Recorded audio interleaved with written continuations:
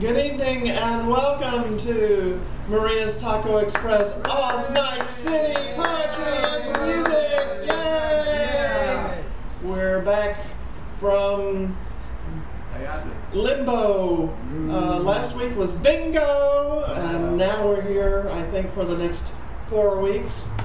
And we have the great regulars, the usual suspects here tonight. And to start it off, as with anywhere in the known world, to start off a poetry night, it's Thom, the world poet. Yay!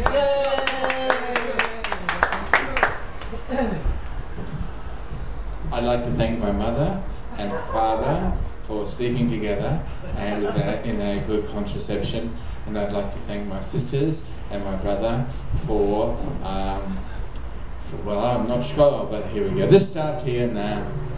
Clearing out the cobwebs of what's no longer useful, exploring ways to step into these new shoes. Letting go of what once was can never be again. Releasing memories so we can all withdraw. Perhaps the time has come to move in different ways, shape-shifting possibilities into this present day. Some perched upon the little desk speak less, act with clear intent. Others, chastened by our health, seek freedom within limitation. Examples wait for us to see them. We can't repeat mistakes or missions. Release is all, and each has ways of significant adaptation. The new is now, all old redundant as technology, where tools become smarter than their masters. Walk out of your comfort zones. Leave it all behind. You'll find yourself coming towards yourself. Now choose a suit you borrow, rent or own. Underneath we are not the same. All emperors, unclothed. When I woke up I was covered in fur, with claws, 4 feet and a tail. I could no longer vote Republican. My friends too had transformed. They weren't changed so much they became their totems. Piled on poles with human pendants around their necks, they leapt into their futures with ferocious positivities. Some became old-growth trees, some dolphins, others dragons, dungeons, scorching the earth of battlefields and drones, until robotic conflict was totally extirpated and empathy, listening, intuition and alertness with love, interest and respect filled all the silences. Gone the gridlock self-hate, gone the oil wars and profiteering corporations. Vanished the jutai of decay, trash of cynicism. Vanquished the exterminated species of outmoded behaviors, reactions and responses now attuned to air, water, moon, stone, wood, earth, no longer cracked lips, drought broken by a greed of taking, substitute, forgive, give, giving. Forgiveness made original feelings a rediscovered pattern. We all had fur, feathers, claws and tails. We're all waking up from some industrial disease, but we knew someone was wrong, but life's a song. My mother was a Mandelbrot. My mother was a Mandelbrot. There were actually 2 of them, but they broke up. She left him the uncertainty principle and a dose of Einsteinian evolution to consider.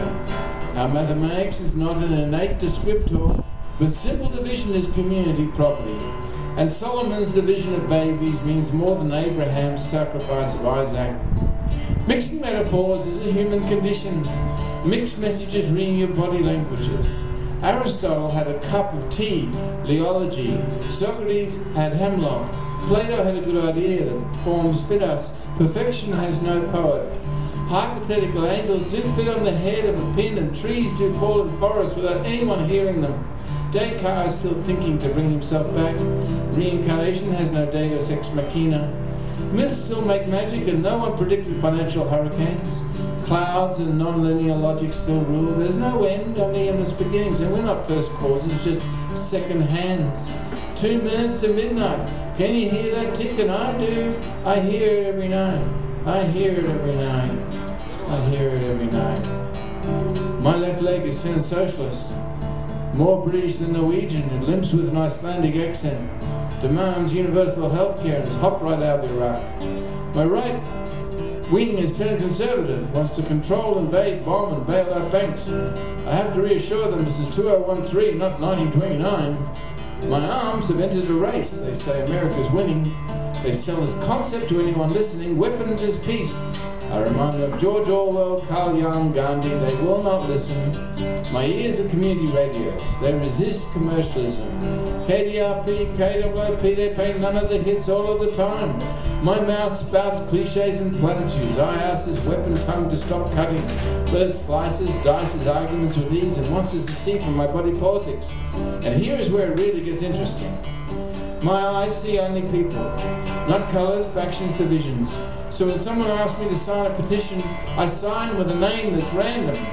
When you ask me to demonstrate, I seek love and kindness and sharing. My body's gone from revolting to loving, and all my various arms and legs and eyes and lips are content with this. I just have to convince the rest of my body politic that democracy is better than a republic. So I'm going to call upon the emergency poetry service tonight. Say you lose articulation. A certain tightness seizes your motor functions. Call in the poetry hotline for an emergency transfusion. Say you're feeling illusional aloneness, alienation islands. Call for the bridges across silence to reach in, extricate you from the trough of despond. A shout, a scream, sometimes turned to song. Time is brief and when it takes so long. Gaps between expressions both public and private. Poetry is yours tonight. Whatever you feel you may need it. We're made of language. Voice is the choice of our species. When we grow silent, it should be with consent, not imposed like invasions or occupied territories. Your breath sustains you, dialogues too, restoring trust that as humans, speaking becomes listening when the bandage of caring is wound round the wounds of a scarred world. And you grow soft and deep and wise and sleep deeper, wrapped in the words of prayers, chants, affirmations, anthems. Words can kill as well as cure. That's why your 24-hour poetry emergency service is available just like the moon. Every time you look up, out or in, or just at what is, and see just what might be. Thank you very much. Thank you, Scott. Thank you, Thom and Scott. Yeah. Woo. Well, I have some classic poetry by William Butler Yeats. Yeats. I had that too. I like Yeats and who's the other one? Cates. Yeats and Cates. I like them both. They're both great. I think this is pronounced Yates, even though it's spelled Yeats. These are the clouds. These are the clouds about the fallen sun, the majesty that shuts his burning eye. The weak lay hand on what the strong has done, till that be tumbled that was lifted high. And discord follow upon unison, and all things at one common level lie. And therefore, friend, if your great race were run, and these things came, so much the more thereby, have you made greatness your companion, although it be for children that you sigh. These are the clouds about the fallen sun, the majesty that shuts his burning eye. Thank you. Yeah. William Butler Yeats, 1910 he wrote that. That's right. Another one. Since it's kind of a chilly night, I thought I'd find something to do with cold weather. This is called A Coat. I made my song a coat, covered with embroideries out of old mythologies, from heel to throat. But the fools caught it, wore it in the world's eyes, as though they'd wrought it. Song, let them take it, for there's more enterprise in walking naked. Yeah. 1914. Oh, yeah. He was racy in 1914. That was when the war started. The Great War. The war to end all wars. Yeah. Sort of. Nice. Leda and the Swan. It was a classical allusion. A sudden blow, the great wings beating still, above the staggering girl, her thighs caressed by the dark webs, her nape caught in his bill. He holds her helpless, breast upon his breast. How can those terrified vague fingers push the feathered glory from her loosening thighs? And how can body, laid in that white rush, but feel the strange heart beating where it lies? A shudder in the loins engenders there, the broken wall, the burning roof and tower. And Agamemnon dead, being so caught up, so mastered by the brute blood of the air, did she put on his knowledge with his power, before the indifferent beak could let her drop. 1924, William Butler Yeats. Thank you. And I was going to call up Scott, but he scoffered on us. So if Mr. Thom would like to come up and render us some more of his poetry. Thom the World Poet.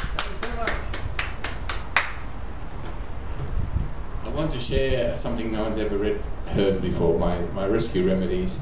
This is based on that beautiful Bach flower remedy. And I thought you can apply it to poetry, you know. A rescue remedy, a script that gets you through difficult times. So in a time of scattered thunderstorms, with pandemic fears cracking our social fabric, water love is in drought supply, with severe restrictions upon distribution. Hunger has exhausted food banks, where a run has met our homeless stored in jail cells, while our governor rents a high-priced mansion. Gaps between belief and practice become a chasm when we listen to politicians rather than our own wisdom. Commentators cast lightning judgment, thundering floods of criticism upon the weak who beg for small change and get none. Our streets are clogged with human debris caused by desert storms on drain us of all excess income. The little lose when the large incomes glut all CEOs and shred our jobs. There's nowhere else to glow. 2 wounds of wars, 2 front lines, 2 overseas adventures with no ends in sight, and storming somewhere else tonight. The heat is on. Before and after elections there are clouds of anger brewing, floods of emotions on the rise, and who may float in on a rising tide? 2 names are not enough to vie for emperor, when we need all of us to protect us from the storms within, above, and surround us. And the hardest thing is always to believe something. And if he's given you faith, you do not want to disappoint. How fragile is this world with its broken glass ceilings and thin ice staring? And you doubt what with all the million things happening so fast, so deep, deaths, losses, changes, ill health. When worlds happen too fast for words and even prayers get lost. So you fasten your prayer shawl together, sweat lodge your best intentions, nail 2 boards together, surf the tsunami and start flapping on time in tune. And with the moon outside as a witness, she's half convinced too. A lot of darknesses have compounded recently. People have reported sightings of blood on the moon. Gently, when you ease into the birth position and gave your world more reasons to continue. Now there are no more atheists in South Austin. This cafe's buzzing. Newsy angels are listening. All the living present, all the ghosts and sparrows, sands and s, even the empty seats were humming and resonating. A smile so wide and deep dreams vibrating. And it's just another wonderful Tuesday evening. Welcome, Patricia. How wonderful that you're here with us. What a beautiful surprise. Blessed to release this gift of ours, yours, those you love and most close to us. A friend, a captor, a love now gone, shocked out of flesh by sudden changes. Trying to comprehend the how and why, but there's no reason to believe that reason alone can create belief. We're connected by a matrix of grief, more by the breath which leaves us gasping like a fish on the beach. Need to evolve instantly into a new being. Reskin like snake, retail like lizard. And you now covering the emptiness when loss is felt. It's true you are unique, as is all life formed and none. It's true we are here tonight briefly, instant in the flash of time. We're gone before our next life begins. Leave a blessing to release all we have loved and been loved by, so they too can be free to evolve. It is our only duty. We cannot just wallow in grief. Breath circulates like blood. We move and are moved. Love is an engine. The oil is in us. To let all go is the mark of.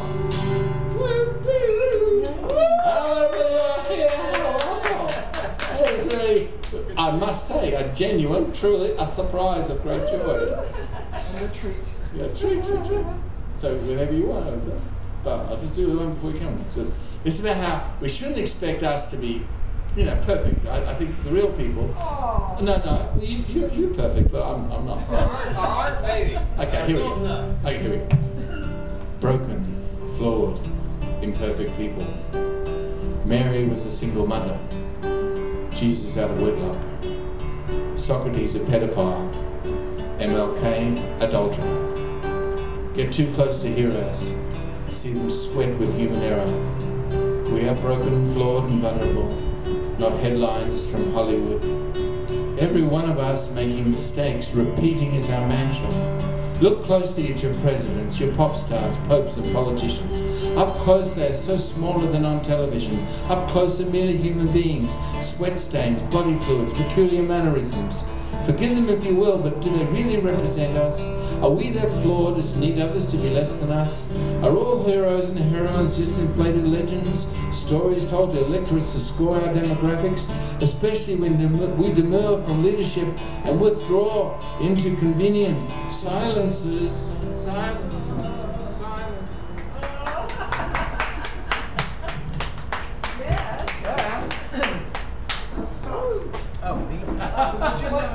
Would you like to adjust your camera while I stand in for you? You're standing in for it? Oh, okay, yeah, sure. I think we're good. It's Okay, lopsided, good. but that's good. No, it's All good. Oh, let me introduce you. Forward back. Scott Vania! Wow! 2 weeks is a long time to wait. Long. And I did catch the whole 4-week thing. 4 weeks from now, I'll have to bring my space heater because it's gonna get cold by December. Maybe.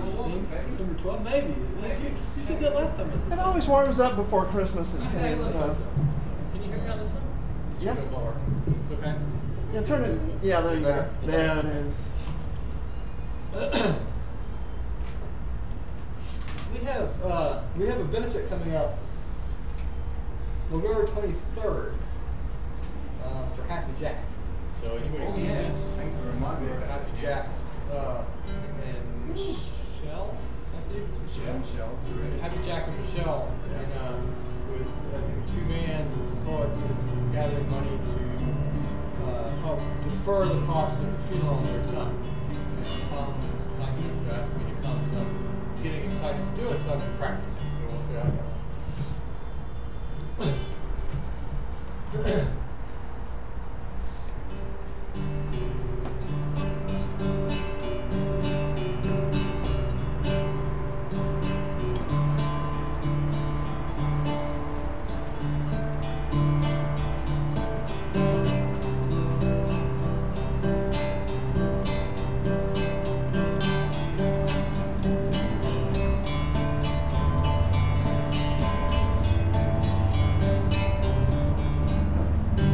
To tonight's show, I sent out a letter to about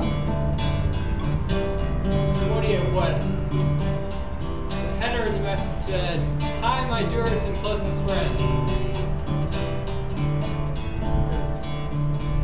As I told them, I think I found that bit of string in the guitar.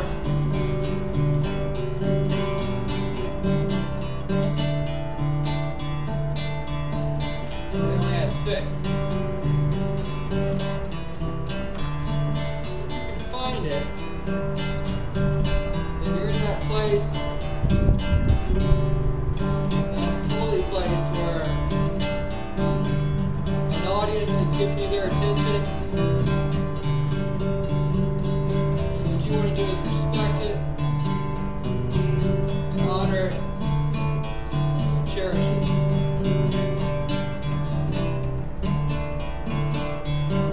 Trip and you'll stumble and you'll fall. It's sort of like the hole in the middle of the guitar. It's a place where good communication happens. And it can't be more about you or more about them. That'd be like saying one limb of the tree is more important than another. We're all just trying to find out what it is we know. Until it's done. I can't tell you how many times I've been laying down and thought, I don't know what I'm supposed to do next. So I get up, and we'll find out. I figure once I'm there, I'll know. And if I'm lucky, there'll be faces I know, like y'all. A little bit of corn to sit out.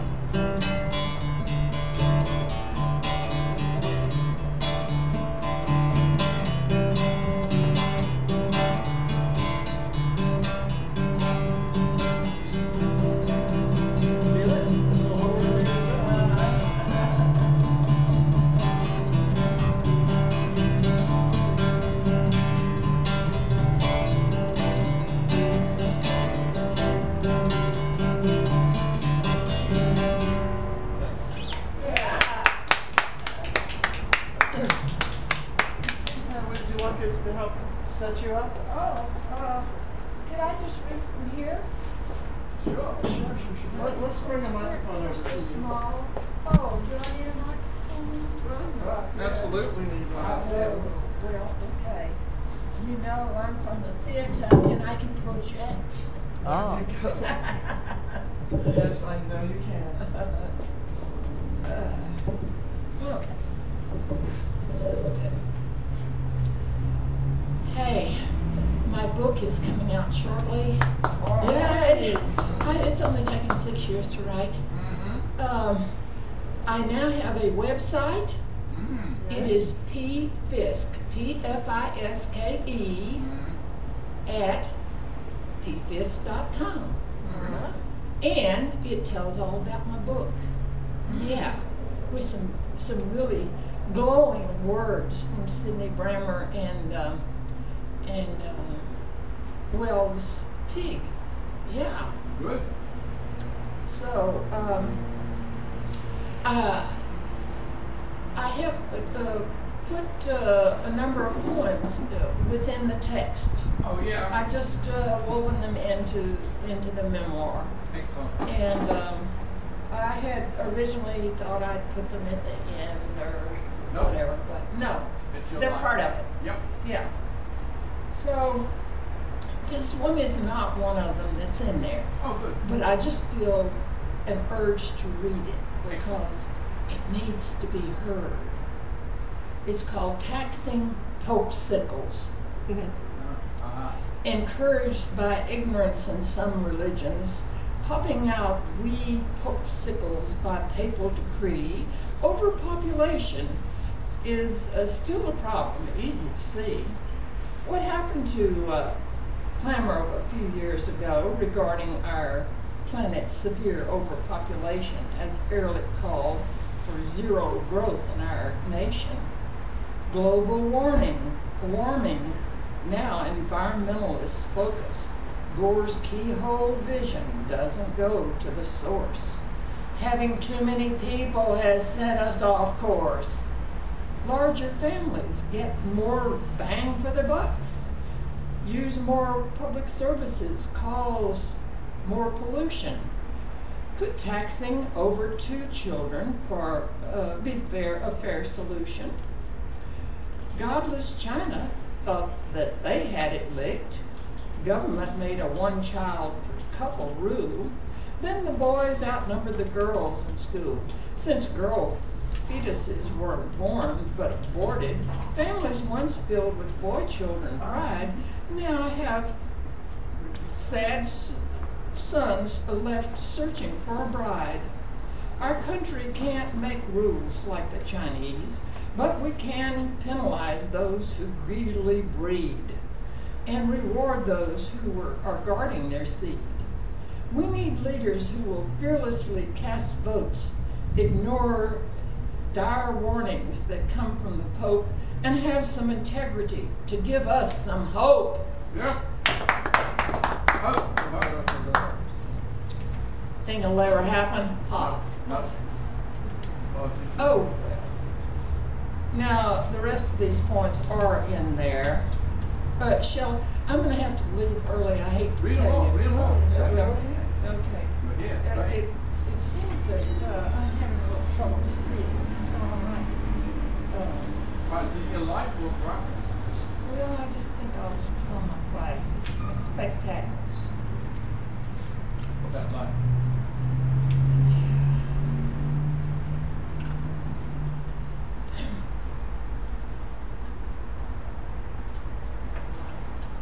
Yes, thank you.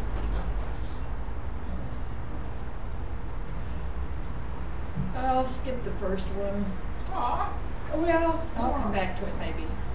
It'll make a good closer. First one is Melancholy Baby. Oh yeah.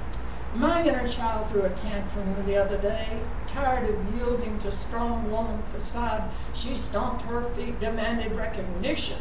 Like a petulant brat, unmindful of surroundings, she let everyone know how tired she was of orbiting around others, making others feel special, of soothing others who ignored her specialness. She craved that center of the universe feeling of so long ago and porch rocker when her mother held her close in warm, ample breast and sang, "Cuddle up my melancholy baby." Now my mother's inner child erupted often as well. It wanted love lavished upon me, returned in kind. It wasn't then. I didn't understand. I never wanted to be like my mother, but no, I am. I love her and all her imperfection, her legacy to me. As I've learned to love my mother, I've loved myself as well. The outburst of my inner child will go unpunished. Instead, I'll listen to what she's trying to tell me, tell her she's already loved, and I'll take her in my arms, sing to her like my mother. Smile, my honey dear, while I brush away each tear, or else I will be melancholy too. The next one is, I've passed this phase, but when I was in it, it was one of the hardest stages of my life. It's called the sandwich generation. Children to deal with often in teens, parents are failing, you are between, like raw liver and menopause, trapped in generational sandwich, unforeseen. This is a trial that will make us strong. Youth is so short, but old age so long. So shelter the aged, be there for youth, walk through this fire, singing a song. We're forging life metal, fine as steel, strengthening love and all that is real. Youth to old age across red-hot coals, moving with burdens, hoping to heal. Nothing ahead will be quite this hard. We can face old age without a guard. Beyond this sandwich feeling test, hope holds our hand until the last reward. And this is one of my very first poems, and it was therapy. I needed to say these things and believe them. I had no idea about what constituted a good poem. None whatsoever. So all the rules that I broke, I didn't know I was breaking because I didn't know the rules. So there. It's called Damaged Goods. Damaged goods don't deserve respect. Thus I taught you how to treat me. My past had left oozing sores within that often spewed out bitterness. Me needing love, giving it freely, shut down. But you were damaged with goods as well. Cold, distant parents warped your spirit, stunted growth, left oozing sores within that often spewed out bitterness. You needing love, unable to give it, numb out. Anger sharpened our tongues into stilettos that slashed both hearts so often. Hide the pain. Scars of conflict constrict both hearts in fear. Exposed feelings are easy targets. Hide them. Shut down. Numb out. Hide the pain. You cling to rage like your trusted friend. The flawed female mirrored only in your eyes. Face flees reflection. Alone, I live with questions. Will distance dissolve your rage, release my flawed reflection? Open up. Will time or tears soften scars? Release hearts from icy vaults. Feel it. Will old hurts be forgiven, old wounds be healed? Release the pain. Could some miracle change this pair of damaged goods, recombine us into one loving closeness? Open up, feel it, release the pain. Yes, it's so true. My first poem. Yep. Okay. Well, I'll skip Old Yellow Dog. You've heard it too many times. What? Although I'm still waking up with that Old Yellow Dog every morning, and boy, I do the same things, and he's gone before I know it. Wow. So there. It works. Yes.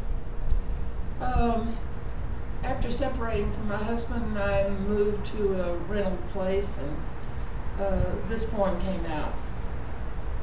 At last sizzling summer simmered down, all the naked trees sport a golden crown, bright unbroken blue above, the hue I love. Air so crisp, no wind at all, it must be fall. My spirit lures me out to dig the dirt. Digging in dirt can calm one's hurt. I've always found that true before I don my scruffies and out the door. But no more. I sit stifled by walls where I merely rent my discontent. But across the river I own a home with a yard that's calling me to roam neath its shady dome to dig its loam. I'm homesick for my home. And I think I'll stop with this one. This is called Winterwise Lantana, and it's from my book called Lantana Lives or Lantana Lives. And the lantana really became a metaphor for my life. Each at the edge of our winter, lively lantana and me, she sends out November blossoms for everyone to see. I can't bloom again, I say. You can, she insists, defying me. Flourish and flower till winter looms. Bury your soul deep in your roots and protect them from the frost. Let fear of dying be tossed. Have faith. All you lose is temporal dross. Essence is never lost. I'm sure that I'll return someday when earth begins to warm. But I'm not sure I can resurrect, I answer with alarm. I need a sign from all knowing. What could be the harm? Do you need a written guarantee before you start to trust? Lantana queries disdainfully, branches waving in a gust. The master plan is in us all. Yeah, better be. Yeah, That's it. Thank you. Thank you. It's extraordinary. It's from my little country. Your granddaughter. Oh. Visit. Oh, thank you, dear. Thank you. Yeah, Oh, I must tell you an anecdote from my little granddaughter, who is 12 years old. Yep. She forgot whose number she drew for Christmas. So she emailed me and asked me who, and I told her who I had drawn, and it was her father. And I said, by the way, do you have any ideas? Well, he's a high-tech techie, and she said, oh, a shirt or Star Trek material. She said, just channel your inner geek. What? Wow! Wow! So, I'm trying to channel my inner geek. Yes. Okay. Oh, wow. Okay. Wonderful, Patricia. Thank you so much for being here in the midst of the beautiful winter. What, I'm 2 afraid days? I'll knock that over when I get out. Thank you. Need a hand or 2 hands? Yeah, I might. This, you. I'm going to pretend that I'm introducing you now, so we'll edit it together later. And now, one of the founders of this event, Patricia Fisk. Yay! Oh, and that was Patricia Fisk, everybody! Yay! Oh, the back announcement. Yeah, okay. It's going to take some work for me. Very good. Oh, it was great to see you. Never knows. Well, I'm afraid I'm going to have to leave fairly All right. soon. I promised him when I get Is he somewhere, but I just. You are so popular. Well, particularly I felt so badly that I have avoided. Well, I haven't avoided it. I just haven't been able to come. Exactly. All's well.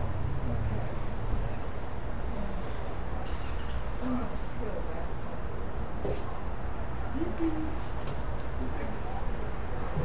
Okay, I think it's time for some more Thom, the world poet. My goodness, him again. Life as a timed exercise, as in poetry tonight. Parking meter, hearts keep ticking until time runs out. Excess charges upon life extensions, immortality, simply Buddhist eternities, moments of Zen infinities in Austin, waiting for Capital Metro on Sunday. Sermons drone like predators, full of human errors. We have only time for this bliss. Kiss time goodbye. If it has wings, let it fly. Clocks ponderous in their grandfather clauses. Turn Obama digital. Click into the specific moment. Breath beats, slow, pause and glow. Know only this momentary awareness. Time can wait. Outside us, it's a measure of itself alone. We carve time like ice, sculpt imperfect shapes. They look like doppelgangers. We ask only this bliss to continue. Existence is a gift. We acknowledge, receive, share. We make more time when we create. Time stops and waits for a new shape. Now we are new again, timeless. This and this and this. Hey, I said that. And I also said this, how to grow your own food. Number 1, find your hardest habit hearts, break them open. Spill your blood time upon the rock earth, it will bloom like seeds.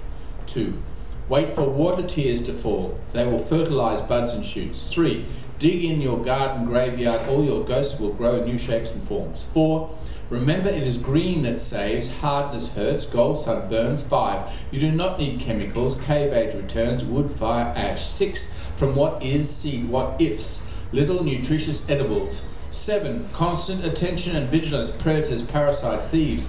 8, patience invests in seasons, create your own. 9, you choose what to commit, earth selects naturally. 10, always what happens is necessary transformations. Thank you very much, thank you very much, thank you very much. Very good.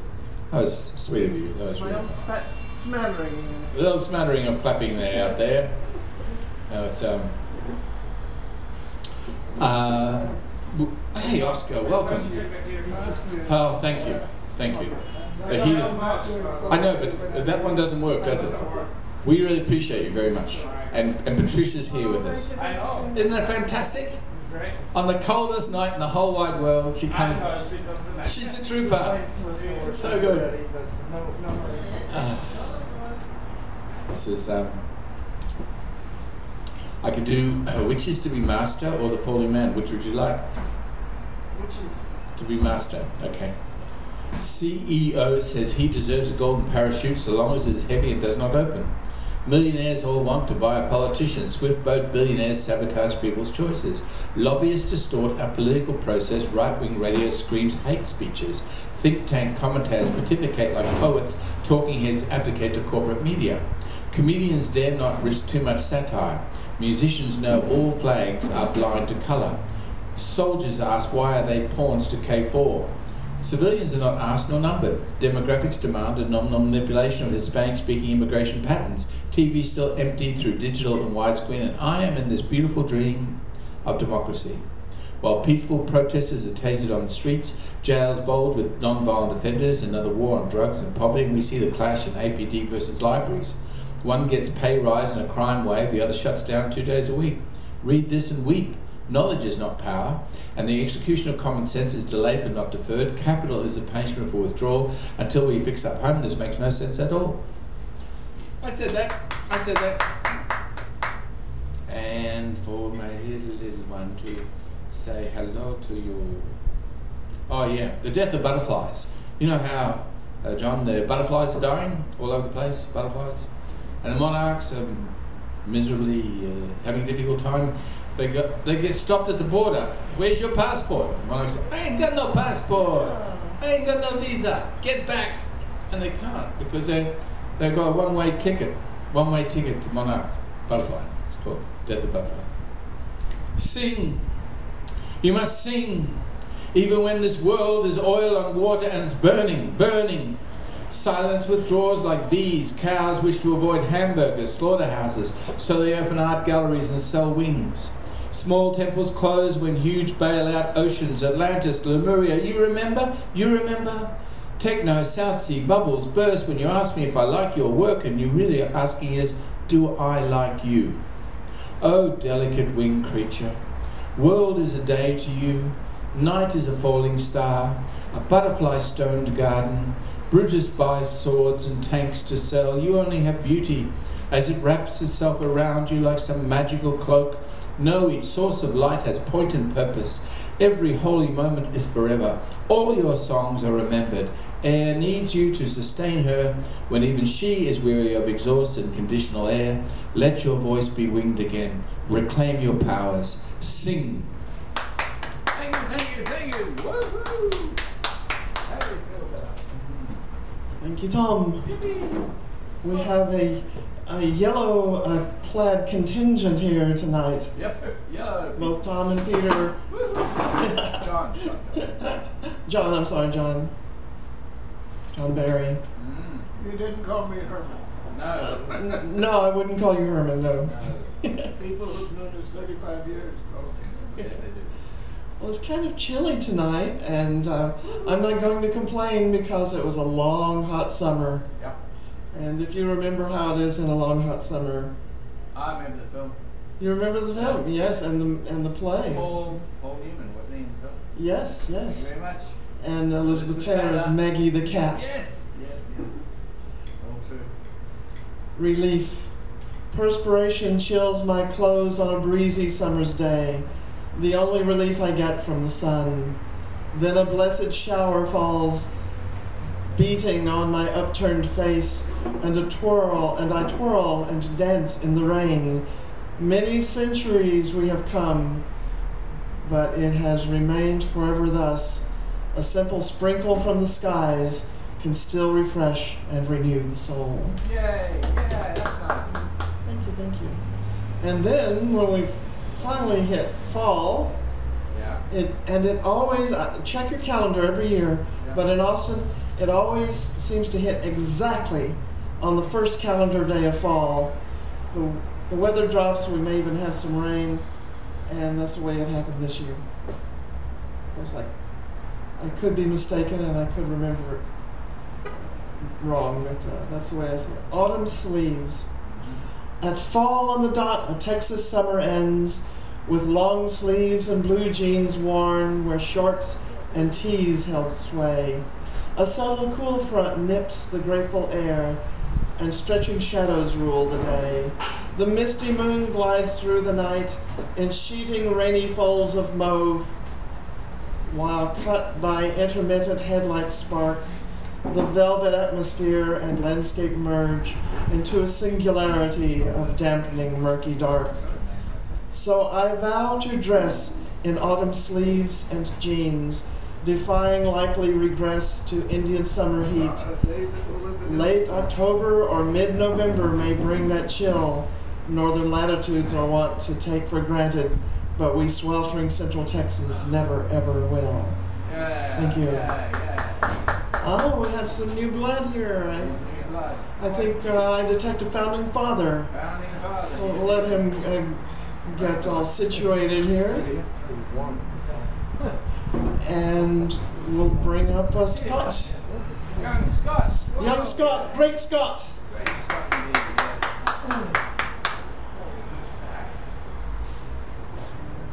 There's a secret source of that food.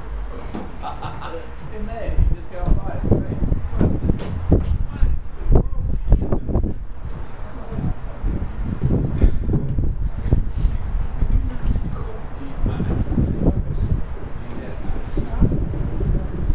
No, I'm wondering.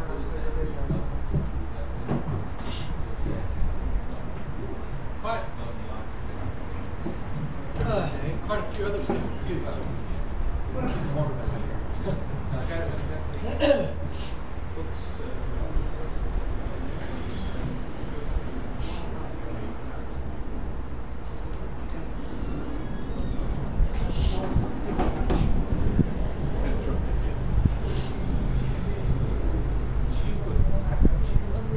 Is it okay? They put all my stuff together directly. The other night I set the guitar aside and did something with just my hands. It's comforting. something to do with the guitar, so.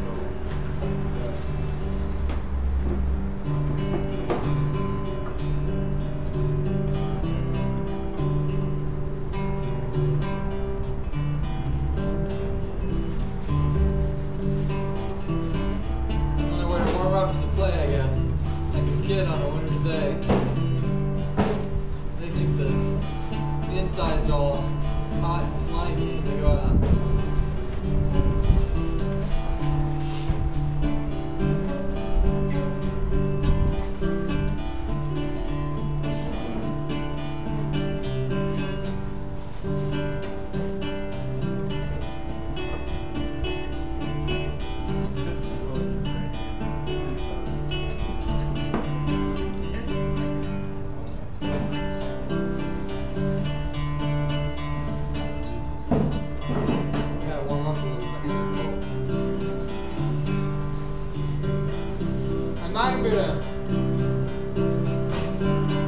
Might have been a daffodil yesterday, or I might have been a bird.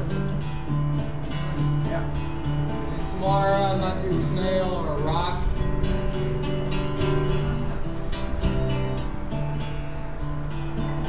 And you might be a sparrow. Or the face of the clouds.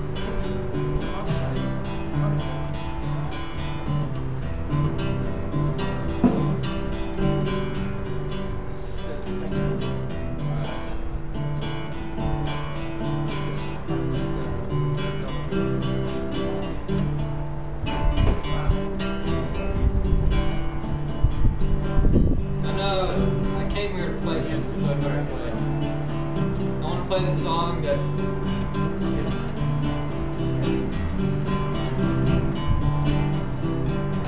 love to play. I'll play the song that now demands I play.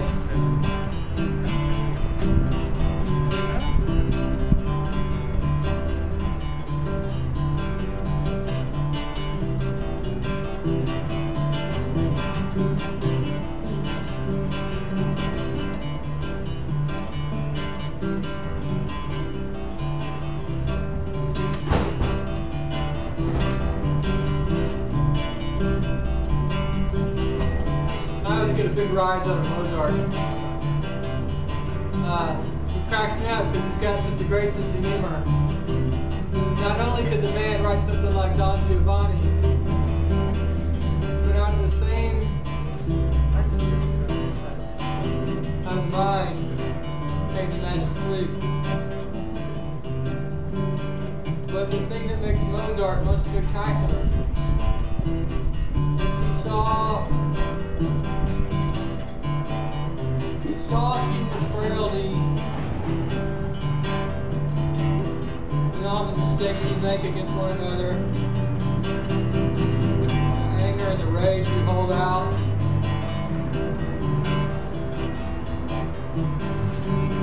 He talked about it in his music.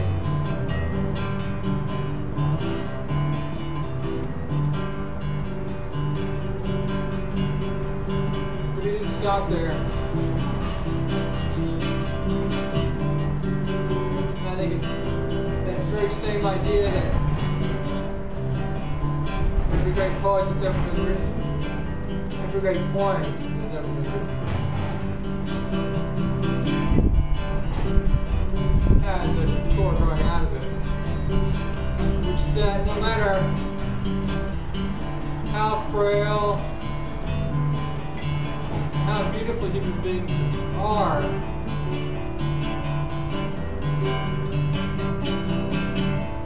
want to be loved and cared for.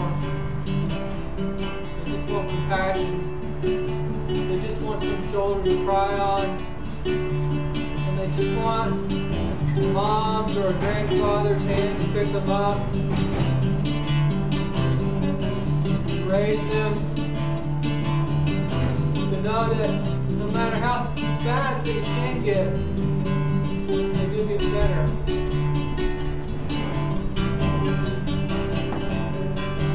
I've broken hands, smashing them against walls.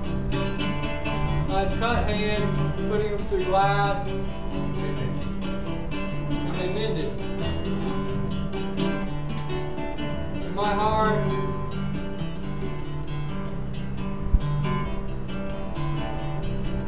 well, one day, I'll fall in love again. In the meantime, I'll hold dear to every sister and brother I have.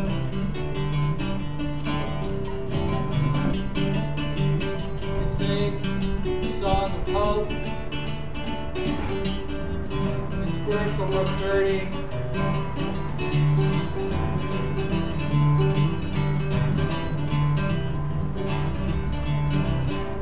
What else are we supposed to do?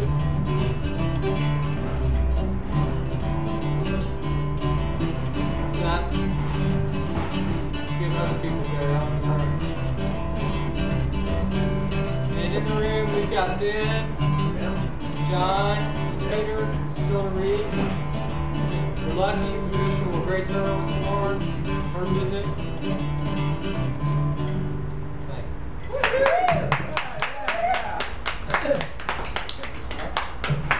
That picture they've been putting up there, that's me. I'm Fred. Scott Vanya. Yeah, Scott. Yay, Scott Vanya. Yes. Dave, are you I guess not ready? Many years ago, when Johnny Carson starred on The Tonight Show, Yeah. whenever the movie star Gig Young came onto the show, the whole band stood up and sang, "We tried to tell him he's Gig Young." Oh. So I may do that with our own Benjamin Franklin. They tried to tell him he's Dave Young. David Lester Young, everybody.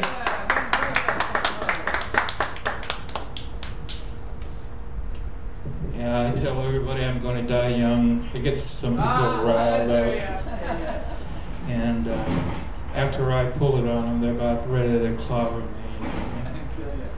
Because the only way I can not die young is to change my last name. So,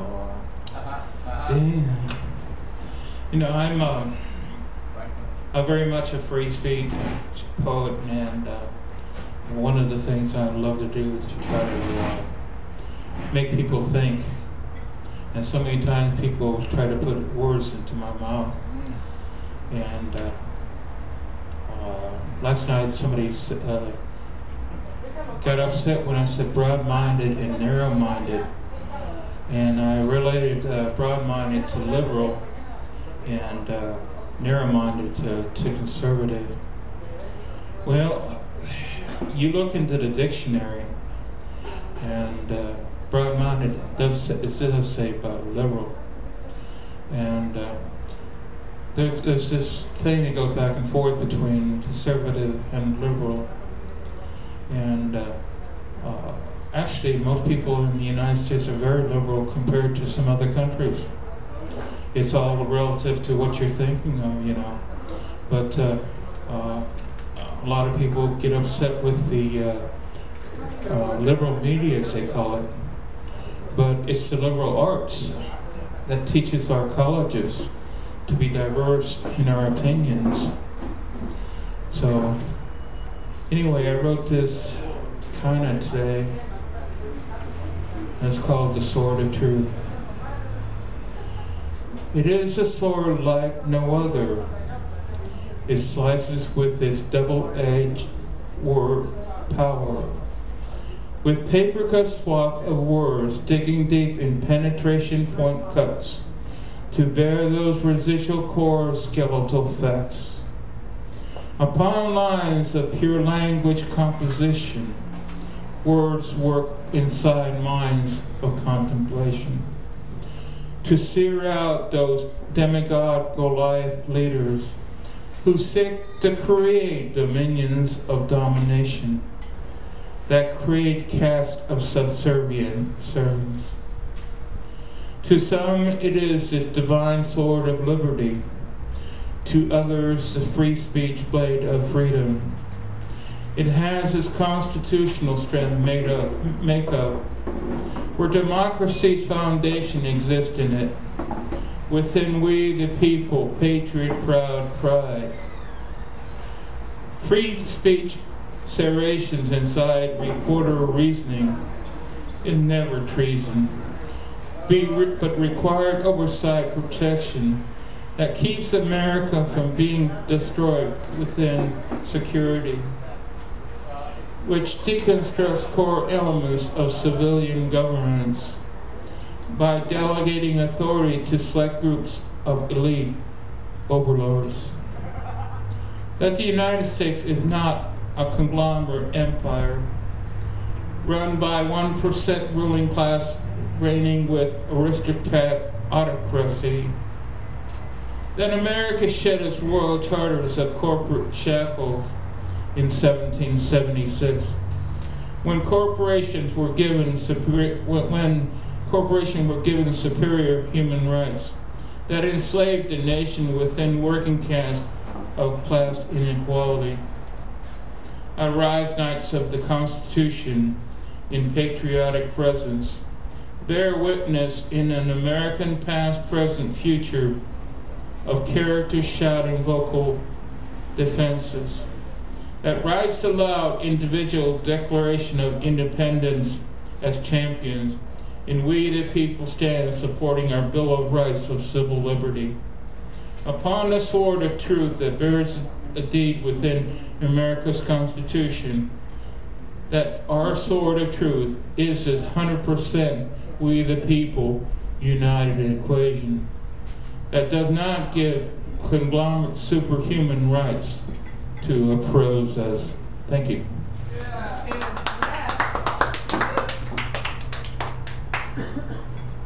A penny saved is a penny earned, Ben Franklin used to say. A savings account he would surely have if he were here today. That was a jingle for Franklin Savings and Loan back in the 60s or 70s, I think. Okay, it's time once again. He's sitting down, but I'm going to call him up here. Thom, the world poet.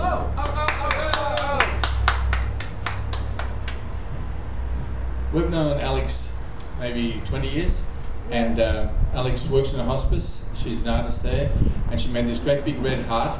People say, don't touch art. She has a big sign on the heart, hold me. And this is what happened to her, I think it was yesterday, because the email came this afternoon. They're 6 hours ahead of us in England, so all the disasters are happening. And I'll do very quickly. Sunday, a moment of relaxation shattered by a burst pipe. The bathroom is a swimming pool, water flowing through light fittings into the kitchen below, indoor waterfall. The valve to shut the water supply stubbornly refuses to budge. It takes a big, strong neighbour, a professional rugby player, to finally stop the damaging flow. Emergency plumber arrives and deftly renews the pipe. I am momentarily relieved until you can't put the electricity back on until it's all been tested. It has to be left to dry out for at least 24 hours. Candlelight. Absolute silence. No TV, no music, no email. I cannot communicate with the world. Even my house phone won't work. I decide to embrace it, meditate, relax. Monday. No hot water, no central heating, no kettle, no microwave. The fridge is defrosted and the weather is freezing. The glamour of candlelight has become the harsh reality of life without electricity. The house is in chaos and I hide inside the pages of a science fiction novel. As it begins to grow dark, I relight the candles without optimism. A knock on the door reveals an electrician carrying a huge torch and a smile. Within an hour, I'm jacked back into the 21st century. Slowly, normality is resuming amidst piles of wet towels, damp chairs and wrung-out nerves. On the TV, images of the massive storm devastation in England bring a new perspective to my drama. I have a house. I have food and fresh water. I tell myself it was only a little flood. And the grand scheme of things, I'm a very lucky woman. Oh, From Alex. There you go. love you, Alex. Love to Alex. You better catch that in your email. Oh, I'll go write one now. And here's my reply before you head off. Okay. That's called Lucky 2. My friend is a musician. She's got a radio show, Andy and Now, on Co-op Radio, where she plays the music of her beloved Bolivia. She also has a collection of folk instruments, more than museum quality, which she plays and treasures, including a well-tuned piano, whose keys she strokes lovingly. Each year we would celebrate her mother's birthday, Declamadore Matilda Gavia, until she died at 100 cycles round one sun. Last week, floods came to Austin. She lives in a floodplain. Nothing was predicted. Everything is lost. Books, music, instruments. Recently, she staged a concert to share her continent's music. A full house celebrated her triumph. Now she must begin again. Her only home is soaked to the core. In mud, all things are reborn. But she's alive. Yeah. Alive and well. Yeah. Thank you, Thom. Because things have been rather breezy lately, I've been in mind of wind and that sort of thing, the elements. And these are a couple of poems from my play Among Amazons, set in San Francisco in the mid-1970s. And the first one is more in the character of the main character of the play, and the second one is more personal, but they both deal in part with the wind in San Francisco, which I've never really been to Chicago, but I have a feeling San Francisco can give it a run for its money on a windy day. I'll do the first one. I often just read it as a poem, but I've also given a melody to it. San Francisco, alien city, your winds blow warm and cold, like the faces of your people. My passions rise and settle with the drift of your mist. You have welcomed me wholly, only to snub me in your streets. I exist through your benevolence, yet your whims deny my being. I am both one with your spirit and nothing to your numb heart. I will win you, be assured. You will love me yet. I have learned your fickle moods. They cannot faze me now. I turn my face to your changing gusts and bear the wind and the rain. They cannot erode my new flowered self. They cannot erase my naked soul. I pour and I flow with your elements. Now that I know I'm whole. Thank you. Thank you. Yeah, bravo, bravo. That's sung by the main character, Awesom. And this one, this is something I actually felt. I was homesick. I was in San Francisco. I went down to the beach, and it was cold as always. Very well, cool anyway in San Francisco, and you know, it just didn't smell like the coast to me. It didn't have that feel. Gulf daydreams. Even now, as I walk briskly, chilled by a wall of San Francisco wind, even now the gulls skim from sun to wave on a honey-warm Texas morning. The breeze there is a kinder one. It does not press, but embraces. The sun, not just a dim yellow presence, rules the sky, the shore, and the sea. The birds there, not all business like their California cousins, thrive and grow sassy on jumbo shrimp and picnic leftovers. I'll go back there before too long. I'll crinkle my toes in the warm Gulf sand. The loving wind will fly my hair at full mast. The gulls will hover to catch bits of my lunch. Then I'll say, I've come home. I've come home for the first and last time. Yeah. Thank you. Yeah, beautiful. And now the dulcet tones of one Scott Vanya.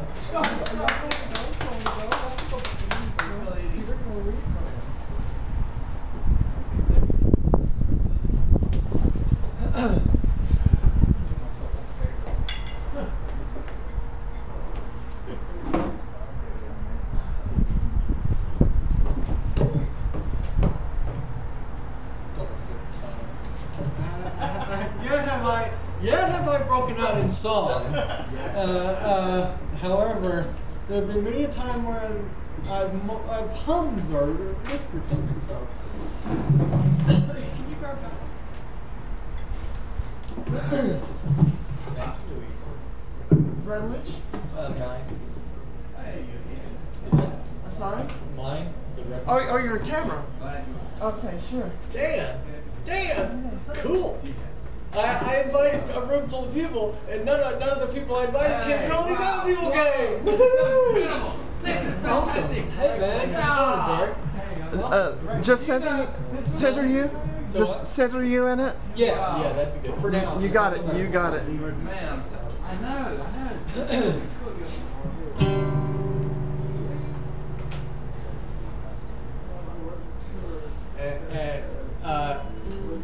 Somebody entered the room that can play more than 4 chords, so we're going to get a different perspective on guitar.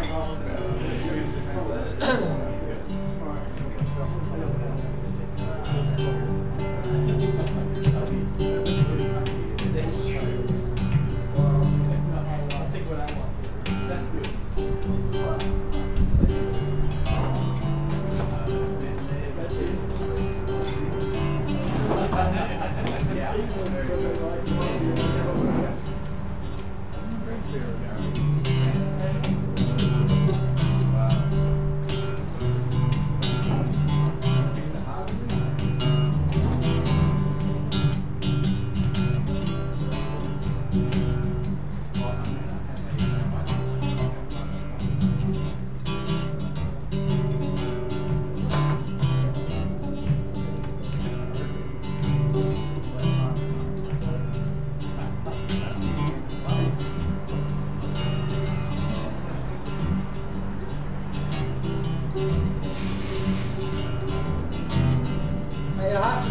I'm still slightly recovering from the email I got, where the reader said that all my poems are the same. They all use words. Yeah, the one when you're abiding by one master your whole life, whether that be a muse or a god or whatever, it can begin to sound a bit repetitive, but I'm not going to turn my back on it.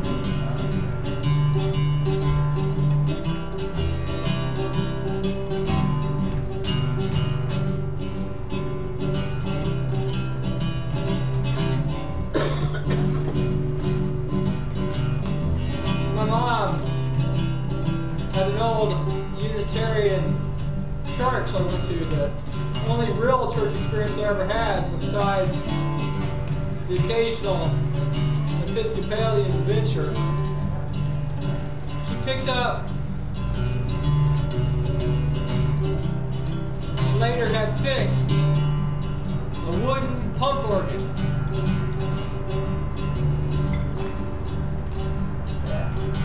She used to play songs about the crows. Oh no, it's Frogging on the Court. She used to play Frogging on the Court with mine. And I can tell you, I've been in the Rockefeller Chapel in Chicago, and I've heard Mass. With no sweeter sound, at least with an organ, than I ever hear my mom singing me Frogging on the Court.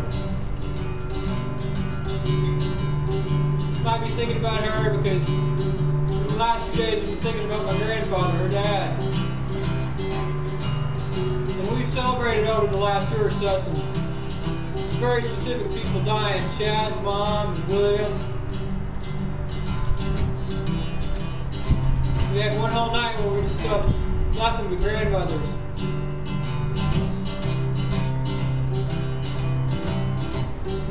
And I have come to realize that the holiest ghost I ever knew was my grandfather. And I hope that other people have somebody they can hold dear, because with that old man, Papa we call him, when he offered his unconditional love. He wanted nothing more for me than what I wanted for myself. I don't have any big dreams these days. Just peace of mind, peace of heart. Pretty simple, you really think about it. So all you really got to do is be yourself, and everything else works itself out. Tune the buzzing strings. Yeah, no big deal. The rhythm? I think I got the rhythm. Yeah. And I'm gonna get a big shit-eating grin when I see Dan play. That's cool. Maybe he's got one for me.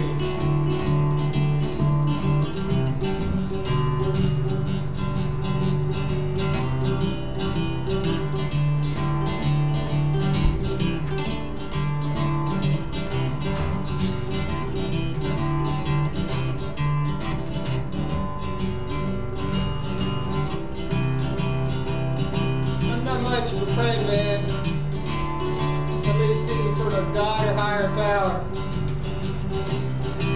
But to me, prayer means you wish all the world a friend, and they have love unending,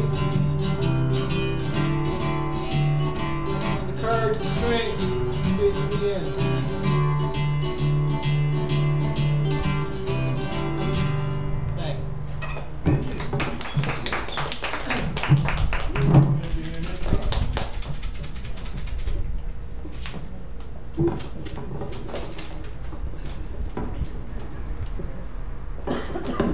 Thanks once again, Scott.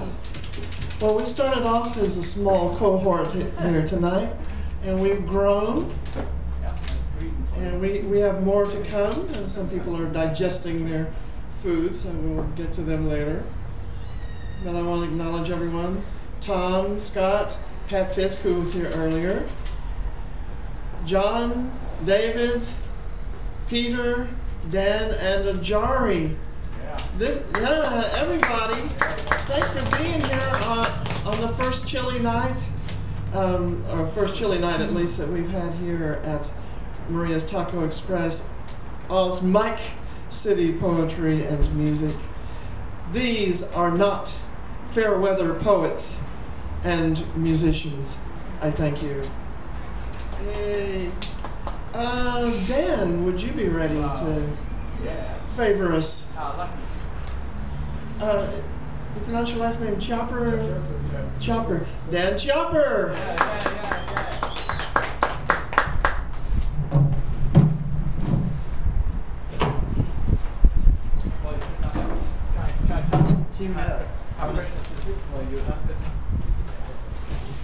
This is Dan's almost last time in Austin. He's going to California, I think, tomorrow.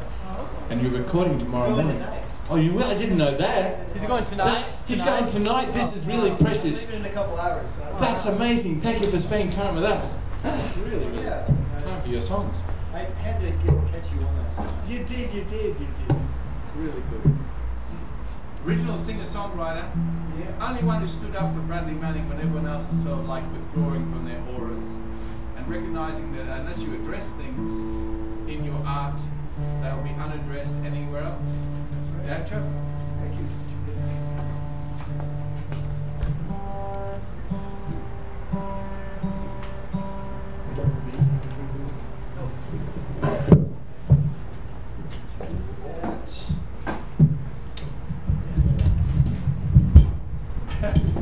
Does that sound good?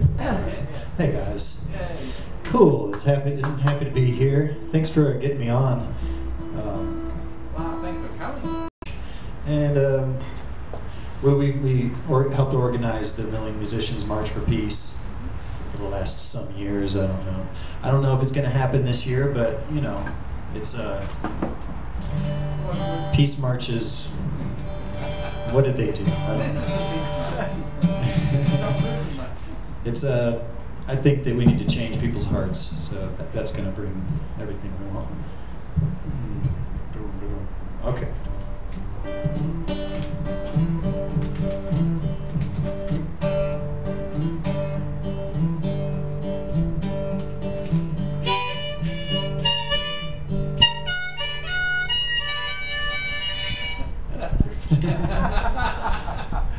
Been a while.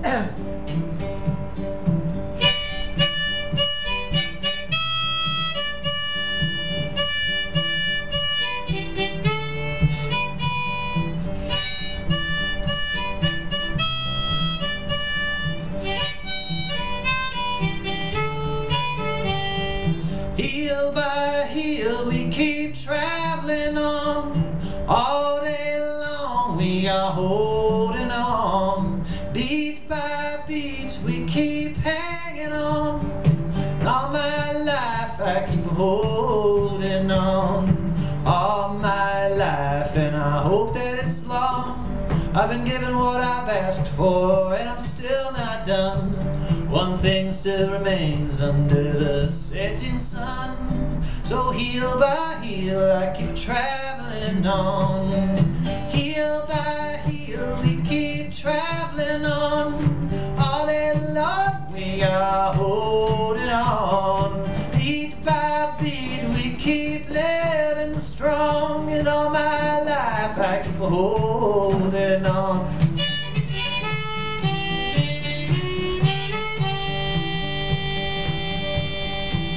Well, if death is but a doorway to the timeless one, we'll get there in time, so we needn't run.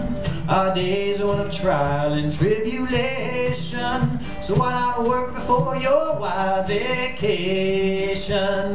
Hill by hill we keep traveling on. All day long we are holding on. Beat by beat we keep living strong. And all my life I keep holding on.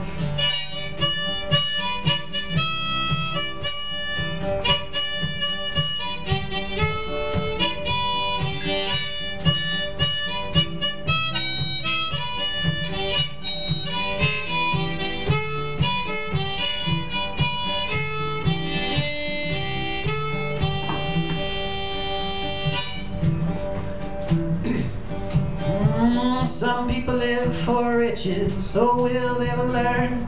Some people live in fear of a hell that'll burn. But for me there's only one reason, one cause and concern. It's that we all come from love, and to love we shall return. Heel by heel we keep traveling on. All day long we are rolling on. Beat by beat we keep living strong. And all my life I keep holding on.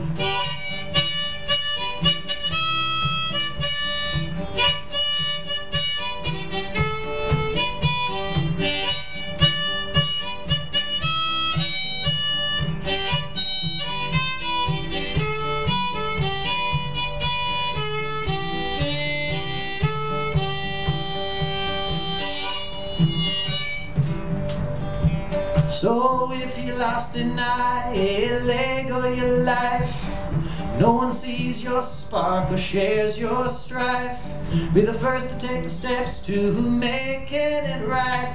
It's called the power of forgiveness, and it cuts like a knife. Forgive all them sins and self-imposed shame. Share unto others, and others will change. Love and respect, it is the name of the game. So let us fill each other up while we remain. Heel by heel we keep traveling on. All day long we are holding on. Beat by beat, yeah, our love is strong. And all my life I keep holding on. Heel by heel we keep traveling on. All day long we are holding on. Beat by beat we keep living on. And all my life I keep holding on.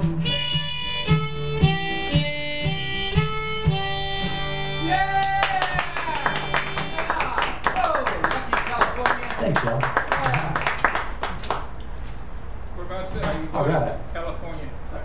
near Sacramento. Just yeah. I'm trying to hide from country music. It's really like the #1 reason. I could just go without hearing another country song for about 5 years, I think. Huh? Don't go to Bakersfield. No? Okay. I mean, I like, you know, like Creedence Clearwater. That's kind of, I'm just done with techno. Okay, no more negativity. No. So, Back to your fault. I was born in Texas. I'm a 7th generation Texan. But I grew up in Minnesota, so I'm actually really Yankee, and they sniff it out of me here. And this is the only place I'm really truly accepted. Thank you guys. Thank you. Okay, so I wrote this. This is my newest song. I've been sleeping out in Dripping Springs in a cabin out in the woods where no one can talk to me, and there's no internet, and I can avoid all the Facebook chatter. And I'm not tempted. I don't have even. Yeah, and just commune with the birds and the deer. So I've been doing that to live rent-free. Wherever I can live rent-free, that's motto. Rent and country songs are the bane of my existence, as of yet, for these 34 years. So I wrote this song. I think it's kind of really getting to the heart of the matter. It's about love, you know, the big kind of love, not like that pink heart kind of love.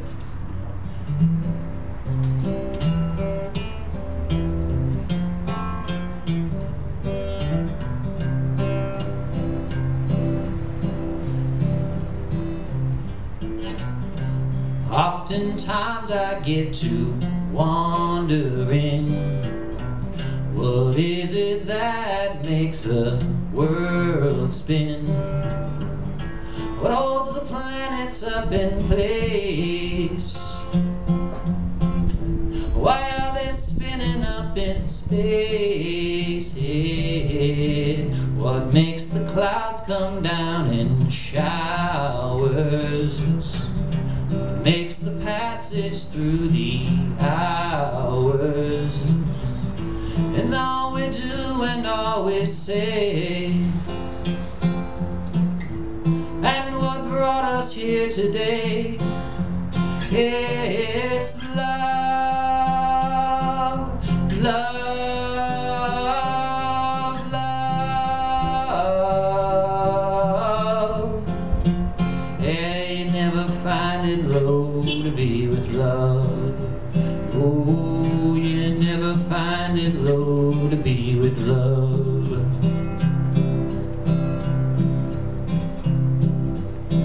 It's what we all share in common, so we should share it in abundance. Everyone to everybody else. No, don't put it on a shelf.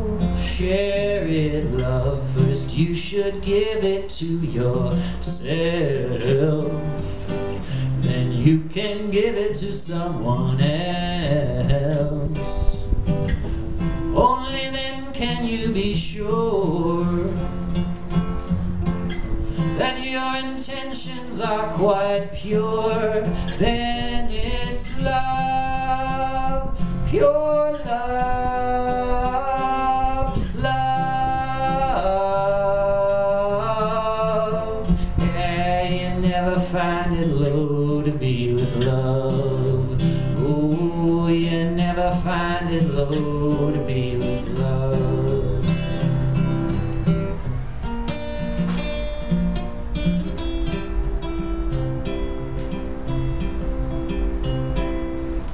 Laughter can sometimes be a slippery slope, and then you see how low a smile can go. Lust is just a little child looking for a home to hide in. Why not give it love? Hatred is a most dreadful sin. I say give it love. I do not celebrate it in any way. the darkness takes its toll. But I've got a high most natural, and it's love. Oh, love, love. Yeah, you never find it low to be with love. Oh, you never find it low to be with love.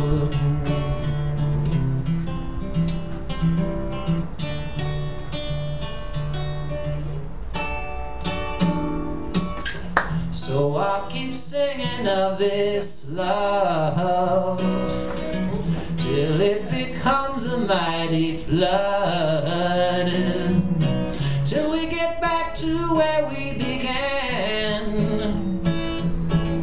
You see, it's all part of the plan. Be with love. Now you get the feeling of this song. Be with love.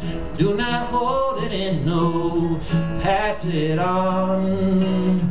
Never lose it if you can help.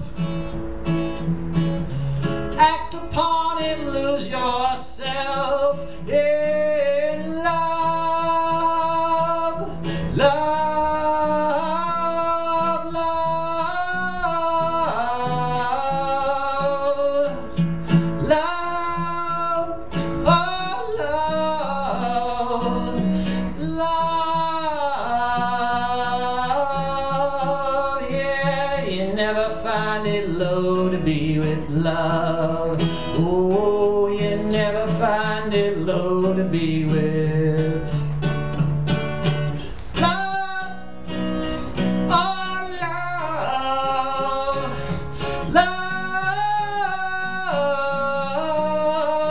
yeah, you never find it low to be with love. Love. Thank you. That's good. Thanks, Joe. Wow. Hey, and Jumper. Yeah. He's last on town. Lucky us. Do you have some more for us later? Sure, I'll stick around a little bit. Cool, cool, cool. All right. Well, I believe that John Barry is chomping at the bit now. The other member of the Yellow League, He was the Yellow League. Mr. John Barry.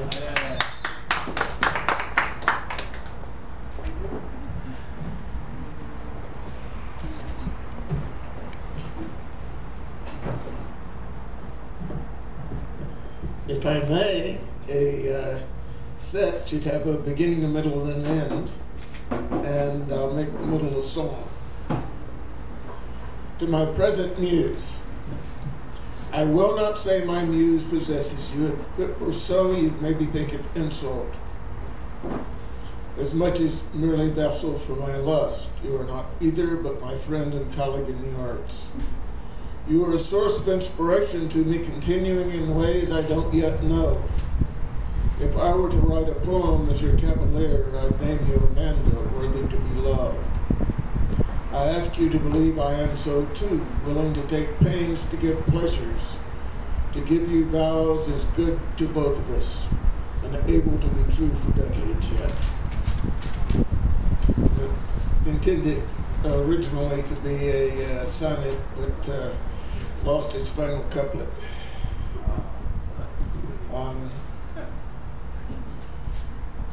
I haven't sung this song enough, and I may have lost the tune. If so, I'll quit trying to sing if I discover I can't do it. It's a reply to somebody else's song. There's a Celtic singer named Laura something that did a song about standing on a beach with a woman, and the woman turned to her and said, "The old ways are gone." And my response to that immediately was, "No, they aren't. The old way is returning." Dance to the nights of the old ways returning. Succor our ships of skill, feather, and fur. Sing nevermore the days of the burning. All creatures living are children of her.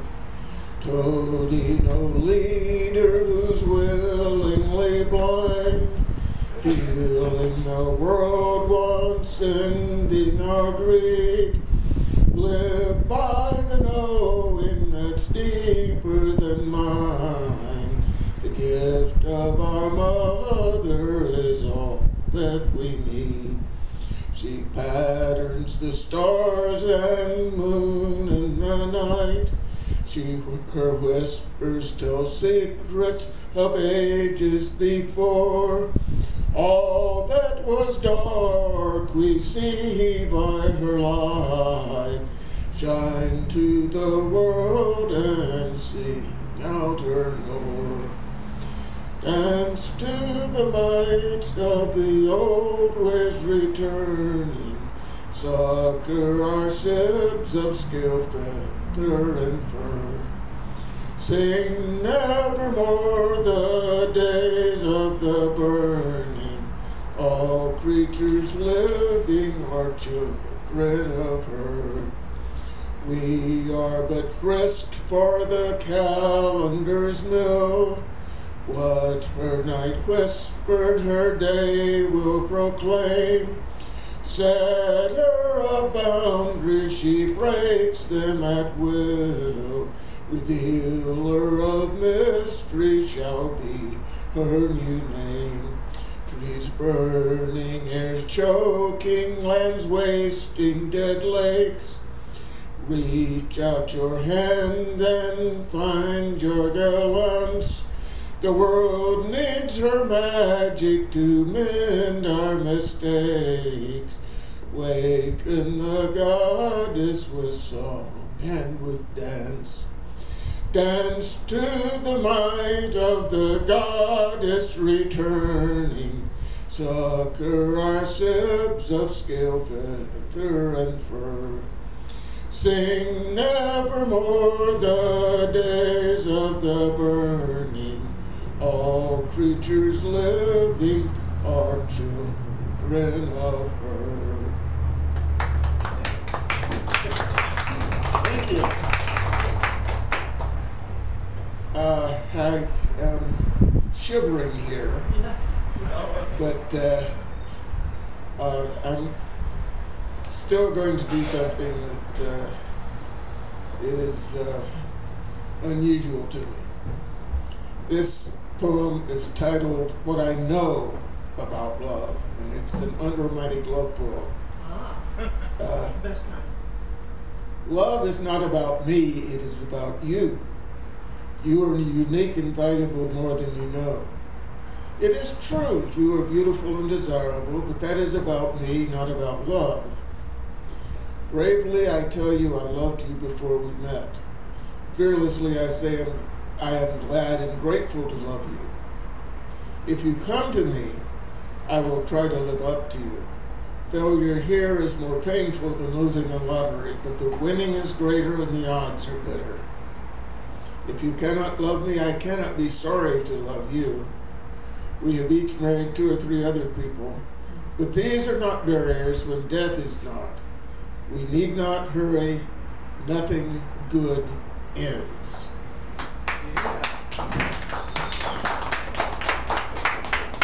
Thank you for the music about love. Thanks, John. Ajari. Yes, he's a video game. I'm messing up everyone's name, and I'm so embarrassed. Thank you. Ajari. Yay! And while Ajari's getting ready, Peter, will you be ready in a little while, or are you still digesting over there? I am ready. Okay, so right after Ajari here.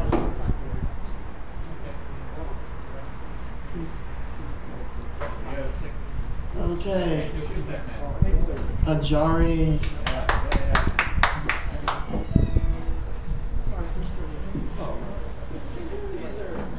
minor things. That series. Just let me know when you're ready, sir. I gotta get where I can see you. Yeah, probably right under this clock. I want to break the camera. Yeah, I think my face will break. It's kind of ironic, Scott, when you were talking about grandfathers. I was thinking about mine today too. I was missing him too. Yeah, that's cool. Say one. Really kind of him. Kind of miss him. Just grateful to be his grandson. That's why. He's the reason why whenever you're ready. Yeah, my grandfather is what started me to write poetry. Yeah. He was just a real gentle, kind soul. He smiled all the time. It's kind of like he knew something that the rest of us didn't know. She probably did. I call him Father Time. So anyway, this piece is called An Enigma Called Separation. Quietly I awaken. Solitude disturbed by the presence of a dark heart. The ink drips across the pages of the fortified mental canvas. I write upon sketches of my mind's eye. Unravel prose written in riddles, the light dwindles, and I find myself in between worlds, in the realm of shadows, dreaming of a nightmare, adjacent to a blinding stare, pulling us ever so closely to the edge of oblivion as we drift into the numbness of night's bleak parallels. Blemish tears upon the heart, tear us apart, as if separating waves, a semblance of hope, rising blue flame barriers cease to arise, mocking the dawn, orange light. Fearing the known fear of a brazen stare, dawn's desperation, for it fears its imminent isolation. The purple moon prepares for the olive sunset in order to illuminate. Fate continues to cast a shadow over my dreams. Dreaming of colors, remembering colors, light superseding shadow, time dwindling, until time runs out of time. At the crossroads, breathing in the heart of darkness, attempting to gracefully hold the light. I placed my fate in the hands of fate that ended up empty-handed. The answers to my most pressing question were answered in the form of a question. Can you create a miracle instead of praying for one? Miraculously, one appeared in the form of a pen. A lot of artists are content writing weak lyrical content because their cerebral cortex can't comprehend my text. They write my words off as words which don't make sense, yet still I've been sentenced to write these life sentences. The walls built around us are reminders that the peace that we seek is elusive. Illusions appear to be as hard and concrete as iron. Ironically, the prose has never lied to us. Is a reflection in the mirror a true reflection of the man? Or is a man's reflection in the mirror a reflection to be reflected upon? An enigma called separation. Thank you very much for your time.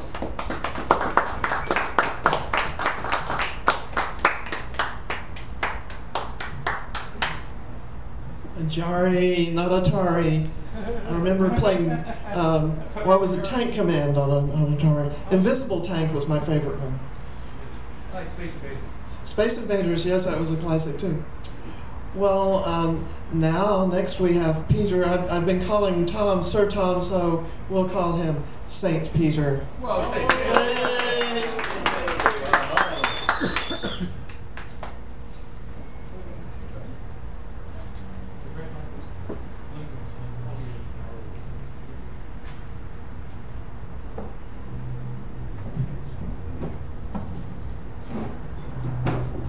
Where I come from, it's a little colder than, I should say a little warmer than St. Peter would be used to.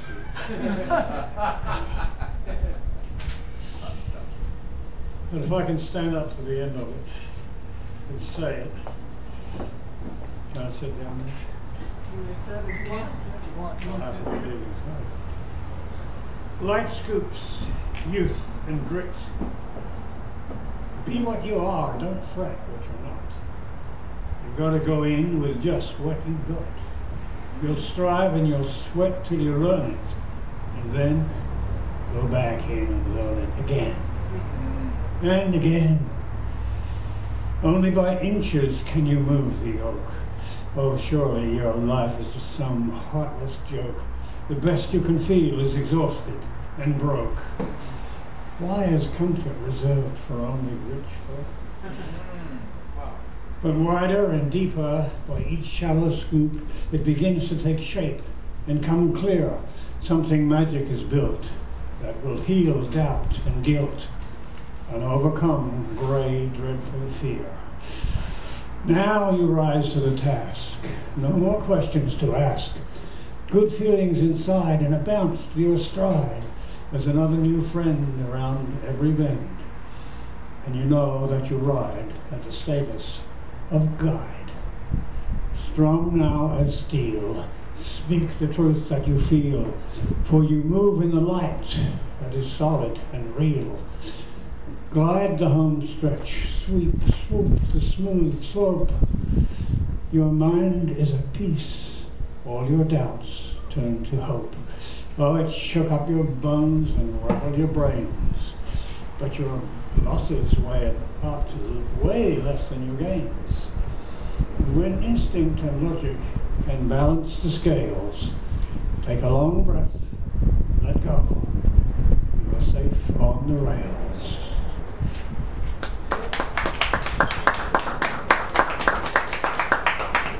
Okay, I got myself into a standing position. I better do another one. Okay.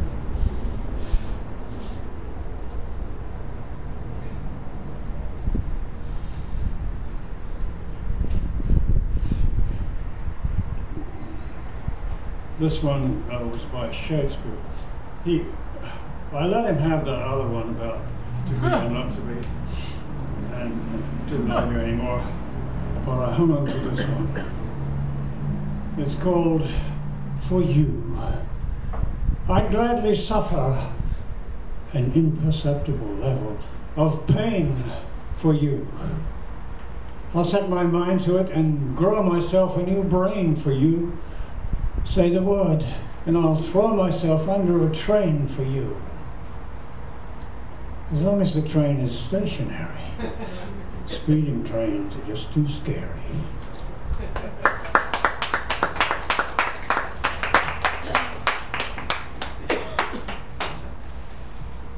Hey, Peter!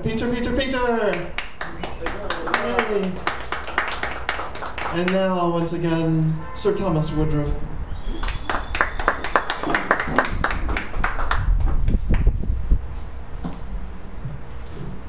Got to tell you how happy I am that Dan has given the last moments of his night here. So this is about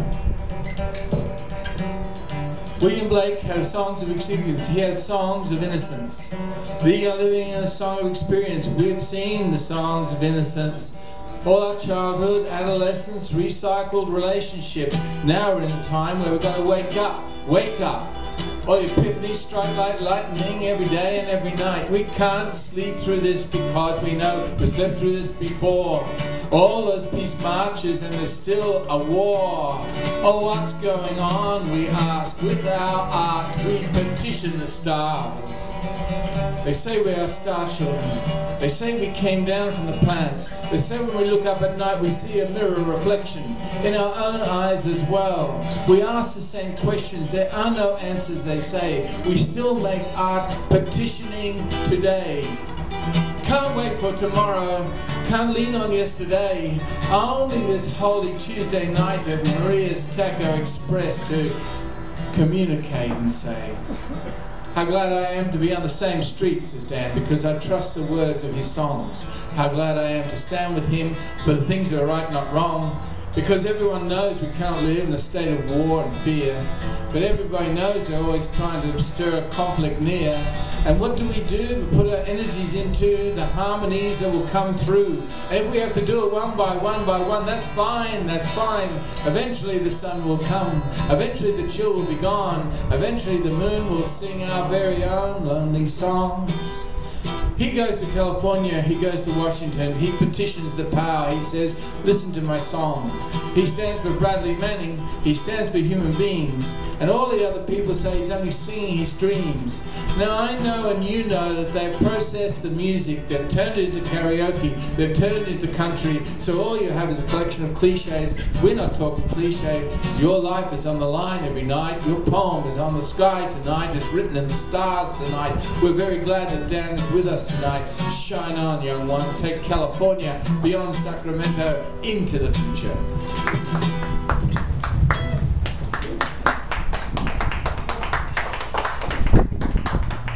Thom and Dan.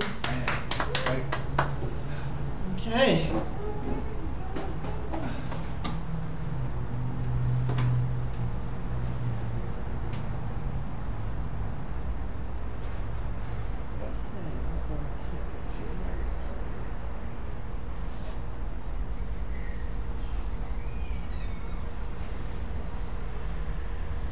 In mind.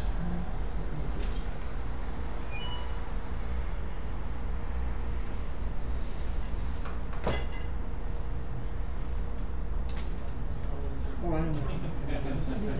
I know which one it is. I wrote this one. I wrote this one during the Reagan administration.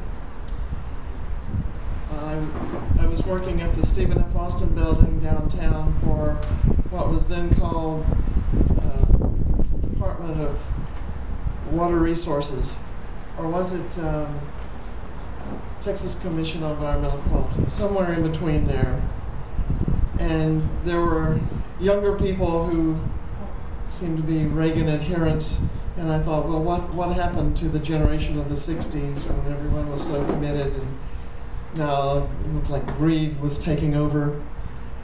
And I read this to a group of young people not long ago, and I had to point out that the newer generation has taken up, I think, many of the causes that we used to have in the old days, and I'm glad to see young people being committed again. It's the newer generation.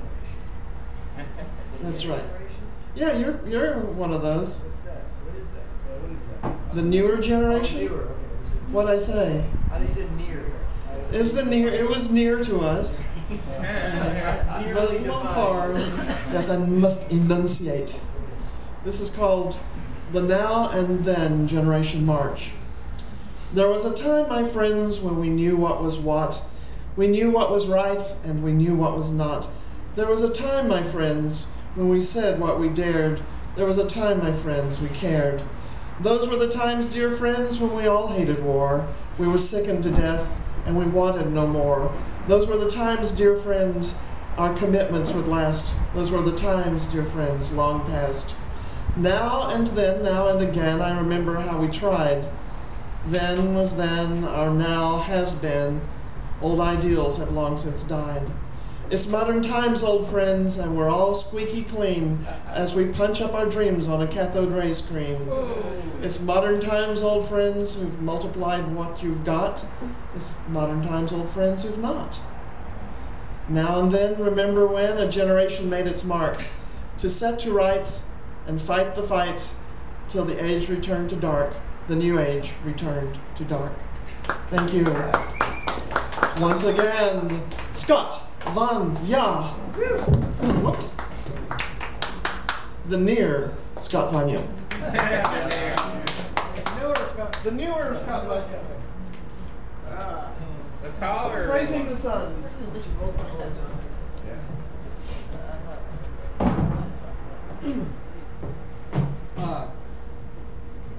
I did the whole physical reality thing, putting my hands on a guitar. So now I have to do the whole astral projection, ethereal reality thing.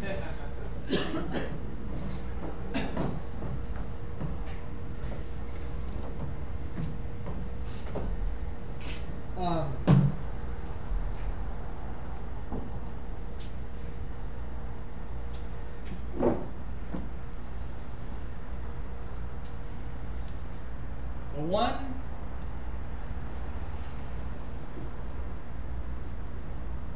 most gets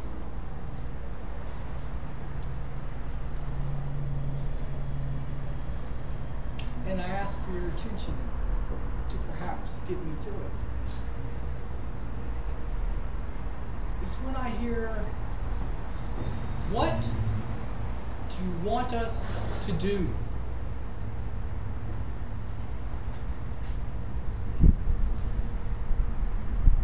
I don't know where the inclination comes from to tell them.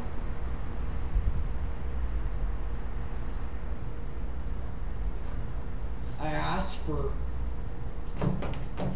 trees, passing cat, flower, string, guitar, brick, land, earth, sea, water, to say, compel me to come up with an answer for myself. When behind it, in the midst, in the heart, in the blood, in the space, it's not really a self at all. And everybody says, you've got to have an identity. You've got to be somebody. We're not going to let you get away walking around being nobody. Okay. I tell my kids that Daddy is just a character I play on TV. I tell them Scott Vanya is just somebody I pretend to be at open mics. Yeah.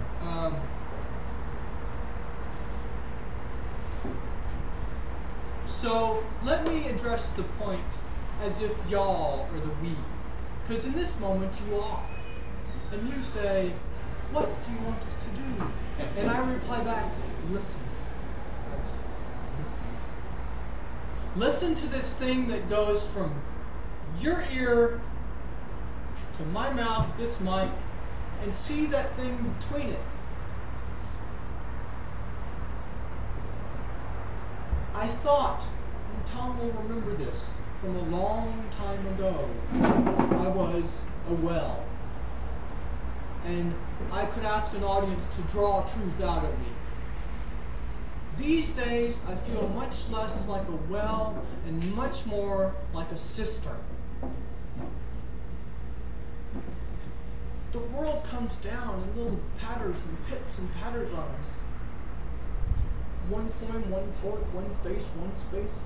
Lots of them raining in on us. Honesty. Really good at being honest. Saying, look, this is me, this is my heart. It's as open as it can be. Must I want you to want something for me or from me?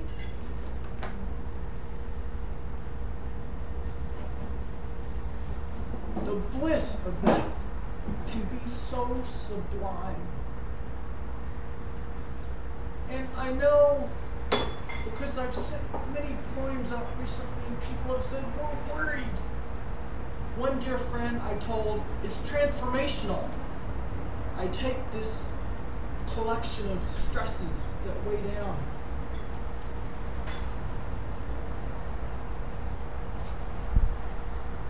If we're lucky, people will take buckets and water their roses.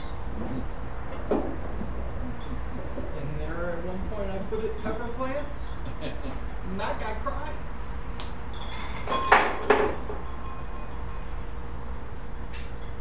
It might have been last night.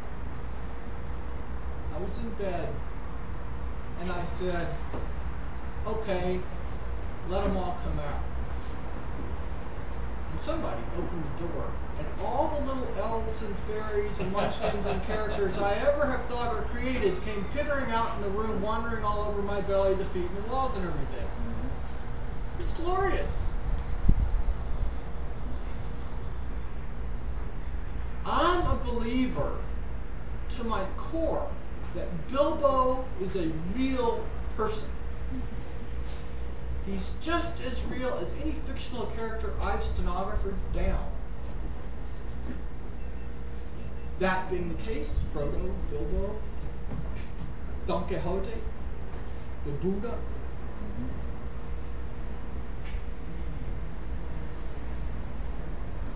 When I am at my best, I am actually doing exactly what I see needs to be done. We've each spoken on that tonight. Me, shivering my little toes off. But it's worth coming, and it's worth being in a space where people can open their minds. And this is something, but y'all are another thing entirely who are much more important. And I hear each one of you, and tonight I will go home and I will turn on the hot water, and I will lay in a hot bath. And the same thing that always happens to me, the little spot in the back of my head that reaches the floor of the tub will say, "You can't stay here, get up and do something else." And so I'll sit back up and say, I feel nice, better, relaxed, and I'll probably send a poem or two. Could we ask for more than that? I'm thankful y'all have given me your ears and your time and your space. And blessings to each one of you for every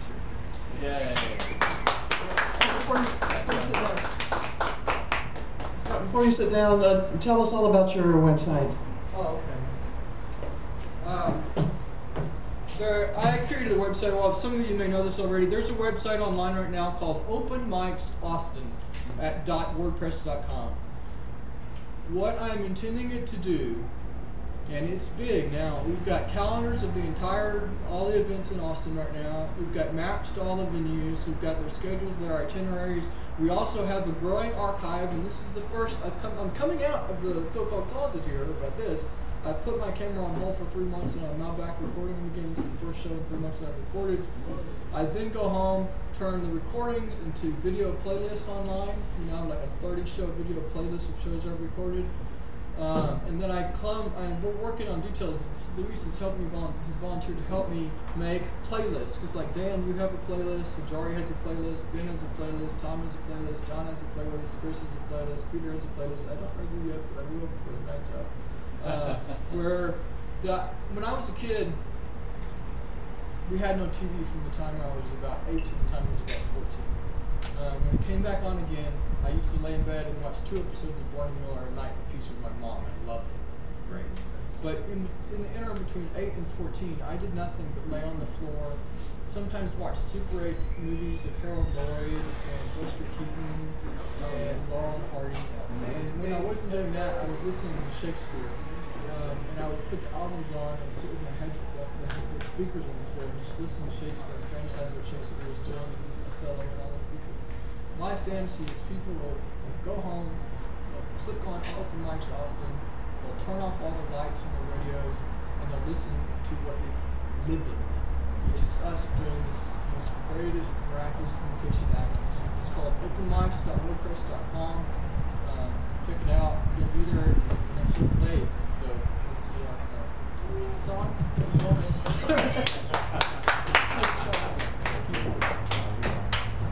Thanks, Scott. Well, earlier we had St. Peter, now it's time for St. John.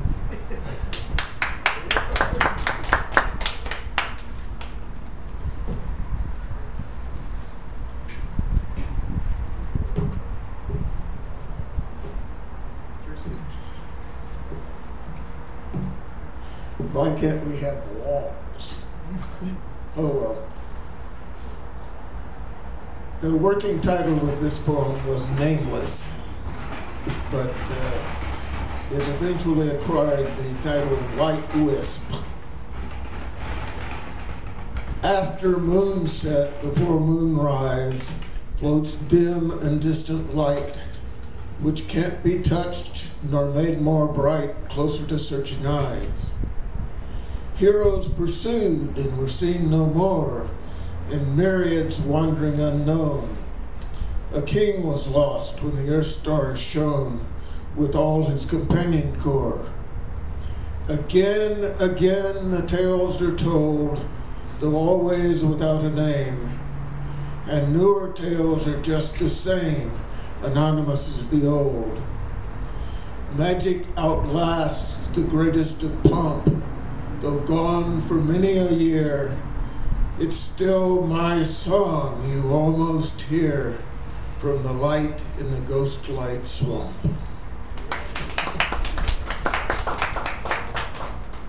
Well, this may be a little necessary. Yeah, there we go.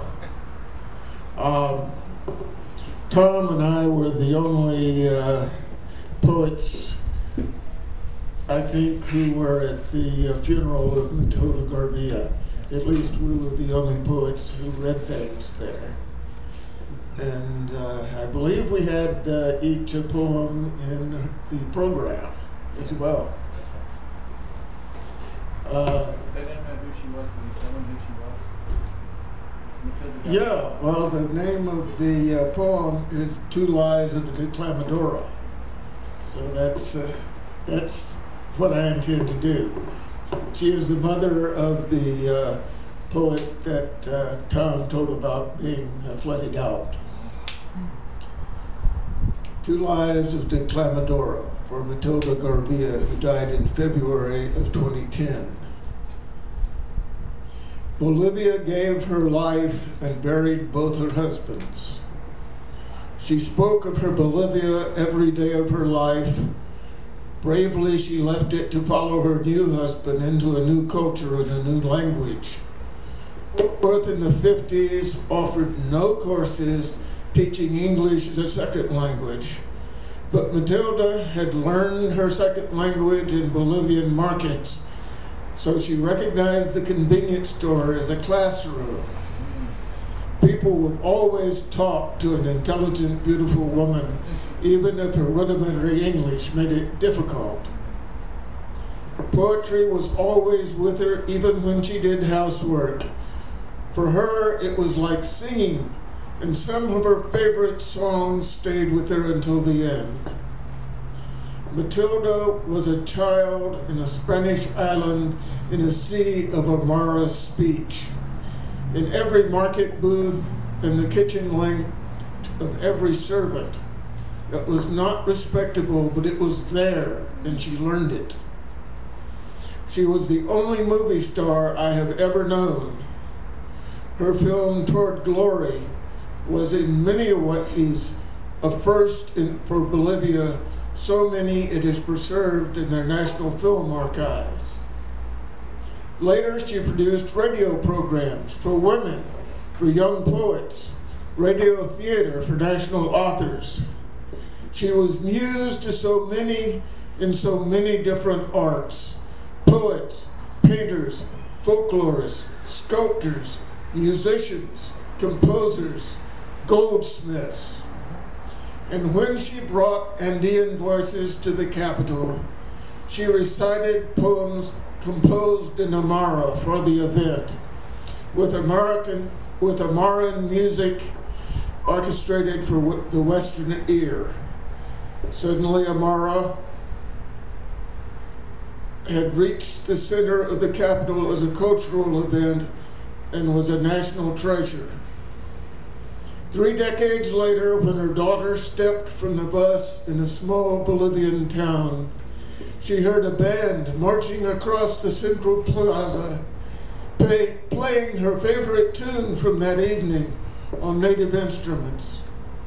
And the children of the long ago servants were lawyers and judges, doctors and professors. And the president of Bolivia was an Aymara.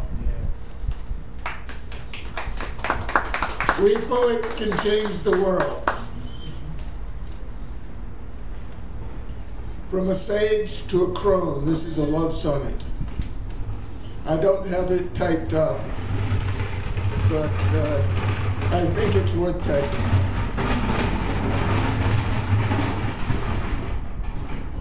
You and I aren't only what we seem, for I can be your poet, you my muse, or we could be a couple if you choose. Together we can dance or even dream. And we can each one profit from this bond, not happiness alone nor even joy. These might presage a fate as dire as Troy, but health and life are gifts to pairs so fond. All boons above I give as you give back. We'd make one couple's feast from two souls' dearth, and lean together in distress or mirth, and vow our love above the almanac. For I am sage, my love, and you are crone, and we can love and still stay each our own.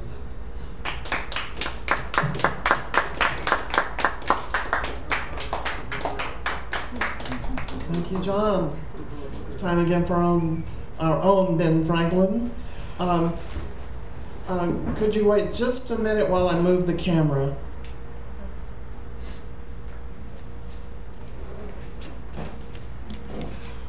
Here, you need that? You need this?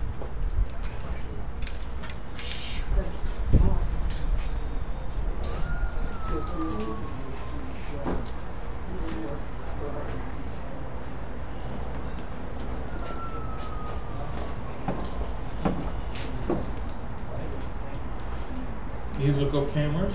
Musical cameras. One ran out of memory, so I'm going to use single camera. That didn't run out of electricity. It had electricity, it just didn't have any more memory left. I have to find out what's on the memory card that I didn't delete already. But this will be fine. No problem.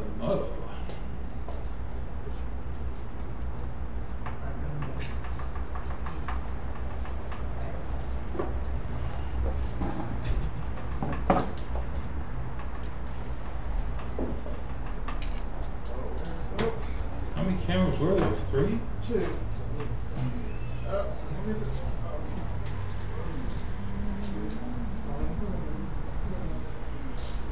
All right.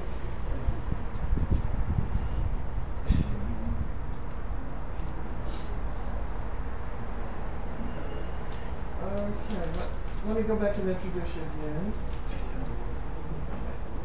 Make this look like professional show business.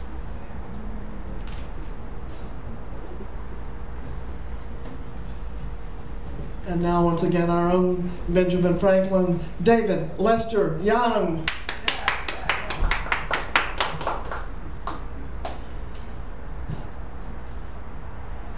I have 2 sites that I use. One is called davidlesteryoung.com, and the other site is franklindoubledanger.com. They're under construction, but hopefully the one davidlesteryoung.com will have the poetry, and the Franklin Doubledanger will have quotes and a lot more of the political stuff.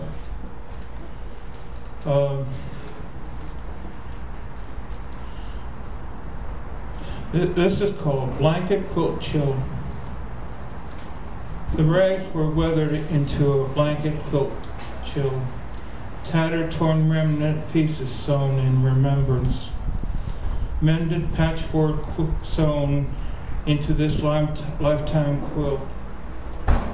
When memories looks backwards upon resemblance, a past being haunted with presence of graven words that sees the future approaching with chilling conviction, a fierce sense of sear apprehension of being interned without a comprehension in heartbeat's final eviction.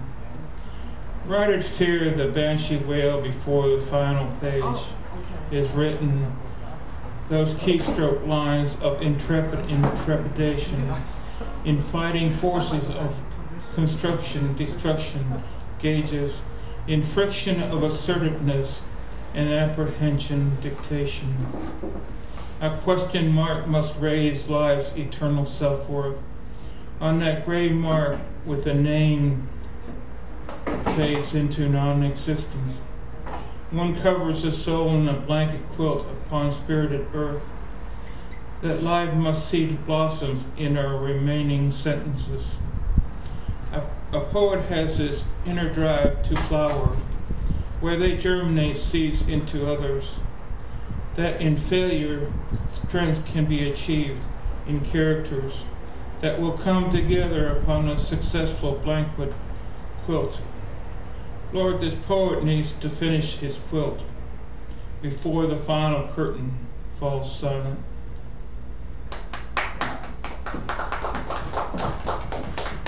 This is a short one. Nectar. Sail me upon an ocean of wildflowers, pulsating in sunlight, a drift butterfly.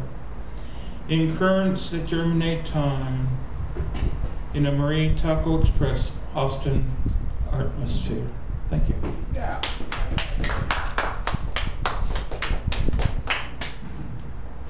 You know, I forgot to mention all night long that today is 11/12/13. Wow! It must be magical in some way. It is magical. Well, I understand that Dan has to leave us, so if you'd like to come up and do another set for us before you go, and then we'll go to Peter and Chris. And Chris, since you just came in, you can go a little bit longer if you like. And Chopper.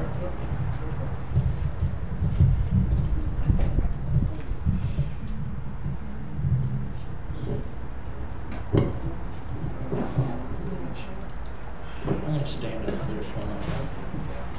Well, it's so happy to be here with this gathering of rock stars. And you are rock stars. I mean, if anyone is, I mean it. I just got one song, yeah.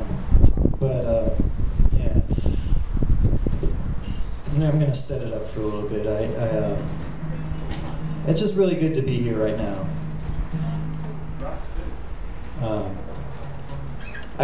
Thom and I go way back. I know most of you have known for at least a couple of years, but Thom and I go way back to the 2003s and such, I think. Maybe before that, I don't know. At the Hideout.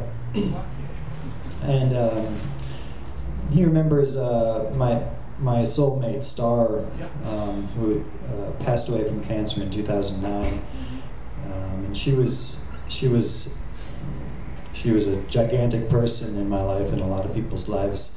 She was as large as life, and I feel like she taught me what it's worth.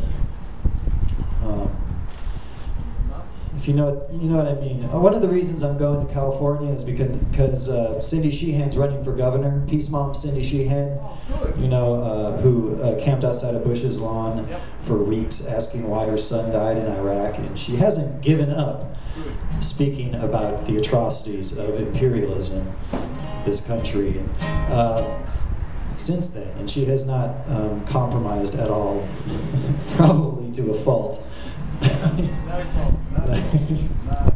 Which is why you don't know anything about her maybe right now. She didn't join the Democratic Party. No, she's a socialist. So I'm going to go help her out. But I've done a lot of protesting. And I think that when I went through this spell of tragedy, watching people around me die, it taught me what it was worth. I think it made me pause and stop for a little bit, and because I had to attend to things that were more immediate, more closer to me, my loved ones, and not this distant things such as global warfare. So if you know what I mean, I feel like I learned what it's worth, what it's all worth, I didn't really know before then. And I think being anti-war gave me something to believe in. But since then, Star taught me what it's worth. When you watch someone close to you slowly wither away from cancer and then kind of just snuff out like a candle, just a small little flame.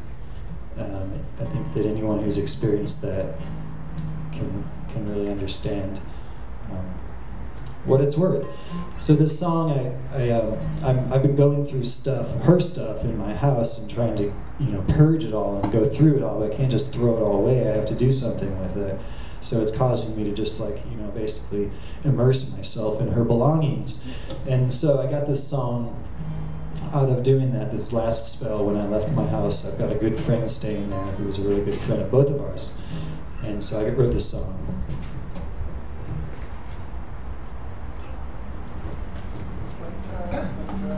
You need a pick? Drop your pick. Yeah, that's right there. That's alright. I can do it with that. I got one. Good man. I got a thumb pick. Okay. And I'll do this. I don't know if this harmonica works, but you guys know what I mean about what it's worth. What this life is worth. If we're here, we can't guarantee that we're going to stop war in our lifetimes, but we can at least savor what it's worth and spread goodness. And Star taught me so much. I feel like she's the shams to my roomie. Oh, yeah. Do you know what I mean? I mean, I felt like that from the first time, you know, where it's like I'm never gonna see her again in this lifetime, but she's in my heart, so I don't have to search for her. And she taught me some very valuable lessons. And so I'm here to spread that. She taught me that you can have everything you want, and that light is good and playfulness is good, and you don't have to be a dark, depressed person to be a good artist. Bingo.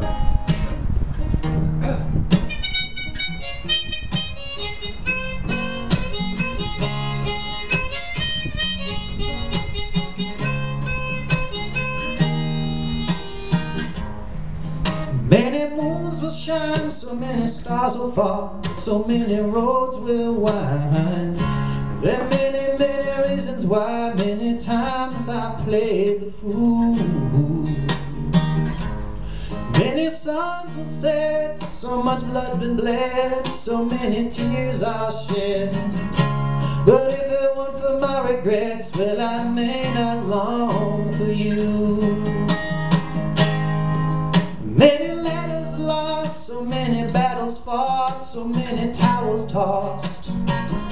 Some days it seems it never stops, and sometimes I wonder why.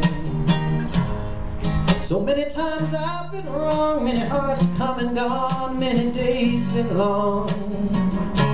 Still your memory lingers on, still the magic in your eyes. Well, it's too late, everybody, to make it all up in haste. When it's too great of a heartache, I guess I'll just have to wait. So many trees will fall, so many hearts will shake, so many seas will break. So many vows I gladly take for the sake of holding on to you. So many candles been lit at the corner of my bed, so many prayers been said. I do think the gods are so well fed with your picture in my mind's eyes.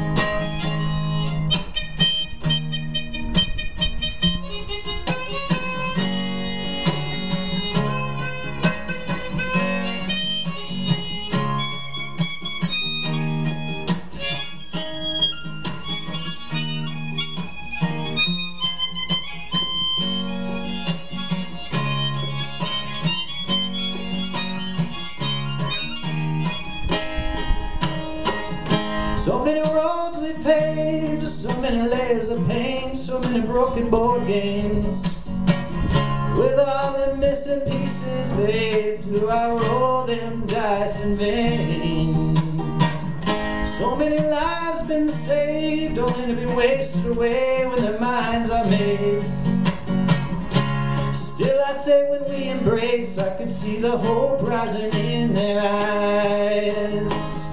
So many wars been fought, and them criminals, where they still ain't caught.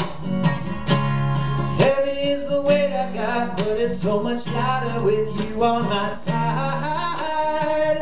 So many seas will split, so many kingdoms come building pyramids.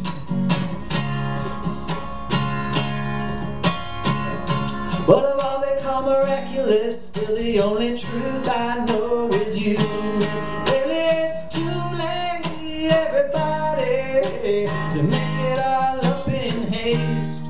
When it's too great, I'm broken hearted, I guess I'll just have to wait. So many moons will shine, so many stars will fall, so many roads will wind. There are many, many reasons why, many times I've played the fool. So many suns will set, so much blood's been bled, so many tears I'll shed. But if it weren't for my regrets, well, I may not long for you.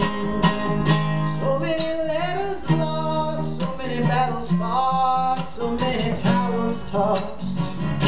Some days it seems it never stops, and sometimes I wonder why. So many times I've been wrong, many hearts dead and gone, many days been long. Still your memory lingers on, still the magic in your eyes.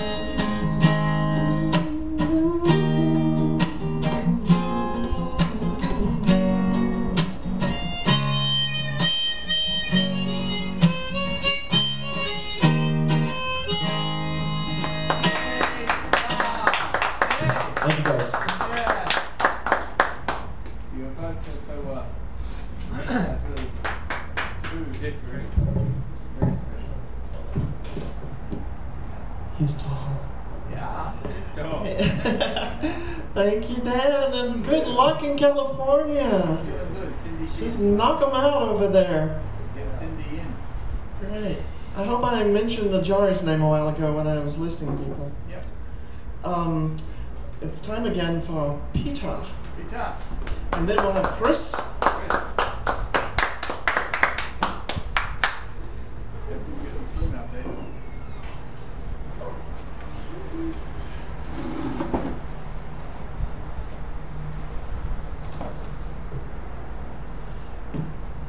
Thank God it's warmed up in here. Yeah.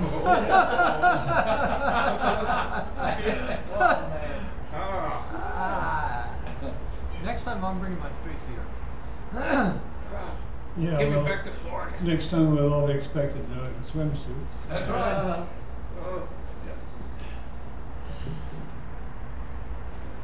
And San Francisco, let me tell you, has nothing on Chicago when it comes. I lived in both places. I was only in Chicago for about 4 weeks, I think. Yeah. From It a is little the Windy hotel City. to the bus stop, which was about half a block. Time the Riddler. Or shall I say, Time the Riddler. Looking back as the body ages, along the way sometimes courageous, when strength and passion turned my pages, when love and bonding were my wages. Life goes on, the body grows old, while the soul is golden attitude, in silence, sensing life unfold, in ecstasy and gratitude. Just meat and bones, not self that's aging, not some kind of war I'm waging. No, keep your eye on where we're going. No war, just thankful for the growing. Life goes on with or without me. Lonely darkness draped about me. Chilly silence stirs the breeze. Chilly blows the scent of freeze. Is the stillness gentle peace? The long-awaited promised plenty? When will he come, bringing release? Time, the Riddler, leaves us empty. Life goes on, the law is the tree, saying simply, each and all are free, from roots to fruits, the hierarchy. Live you then thus, in harmony. The more years I look back on, the more life I look forward to.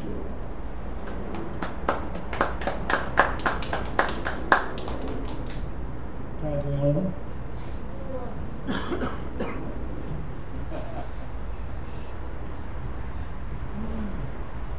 I didn't hear anybody say no.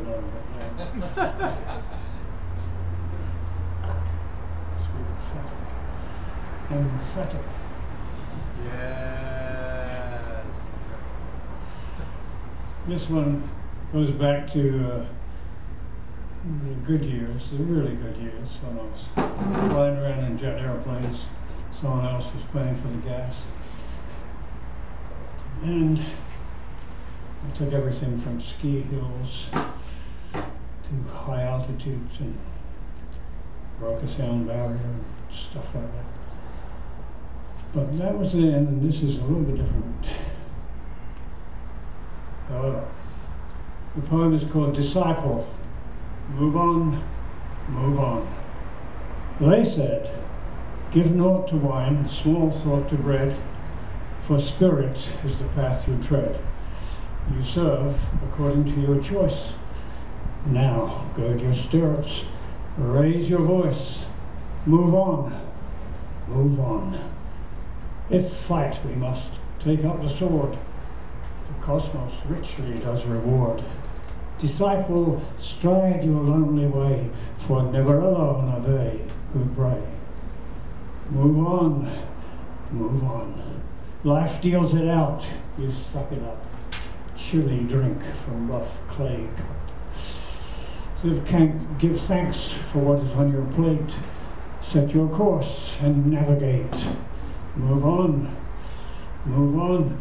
But then I said, but when comes the time to fly and leave this body where it may lie, let me turn my face, go with grace, go in peace, life does not cease. Move on, move on. The journey entire is for purpose sake, and I, beloved, soon will wake to hear perhaps you've got things to do. Your next adventure is waiting for you. You get a new suit too. Move on, move on.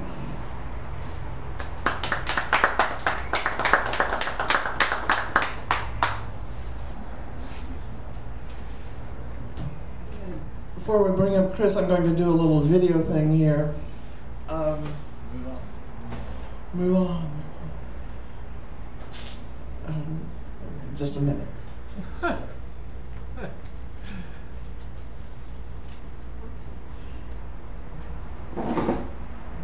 what it was I was going to do. Oh, I know what. Okay. I messed up some of the video there, so I want you to react to Peter's poem with applause. Okay. Oh, yeah!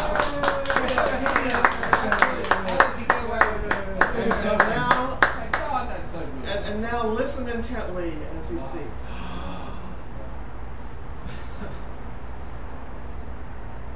And there he is. He's here and he's out there too. I hate to tell you, Ohm is completely uncut. This will all come out because Ohm is completely uncut.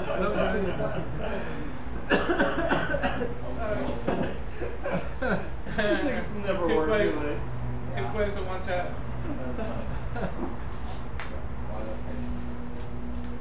Okay, I know this man is tall.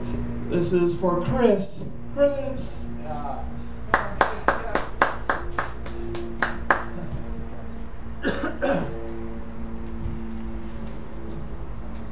I'm gonna keep this short. Keep it short. Keep it short, yeah. I am like those straitjackets, compelling these evangelistic souls, married to recurrence as if I gave life a model vehicle. I roam death's corridor with fatality as a garment, choosing breath from that hat-trick cosmos. I remain forever small, burnt with a rage that makes mistakes. Now I'm like you, brandishing a sword for a moment to word. Whoa! Yeah! Yes!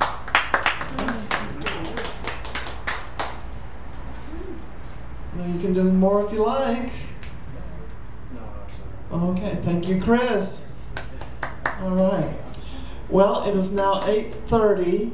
I think we have another 15 minutes to go, and then we'll have to wrap it up so that they can clean up around here. We're at the top of the order again with Thom, the world poet.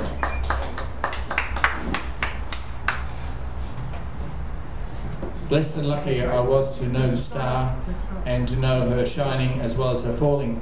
But what you said was absolutely true. She was the shams to your Rumi. I want to give you two, one for her, one for you, from Rumi, and see if they sing to you. The grasses. The same wind that uproots trees, leaves the grasses shine. The lordly wind loves the weakness and the lowness of grasses, never brag of being strong. The axe doesn't worry how thick the branches are, it cuts them to pieces, but not the leaves, it leaves the leaves alone. A flame doesn't consider the size of the woodpile. A butcher doesn't run from a flock of sheep. What is form in the presence of reality? Very feeble. Reality keeps the sky turned over like a cup above us revolving. Who turns the sky wheel? The universal intelligence. And the motion of the body comes from the spirit like a water wheel that's held in a stream. The inhaling, exhaling is from spirit, now angry, now peaceful. Wind destroys and wind protects. There is no reality but God, says the completely surrendered sheikh, who is an ocean for all beings. The levels of creation are straws in that ocean. The movement of the straws comes from an agitation in the water. When the ocean wants the straws calm, it sends them close to shore. When it wants them back in the deep surge, it does with them as the wind does with the grasses. And this never ends. Rumi, say, I am you.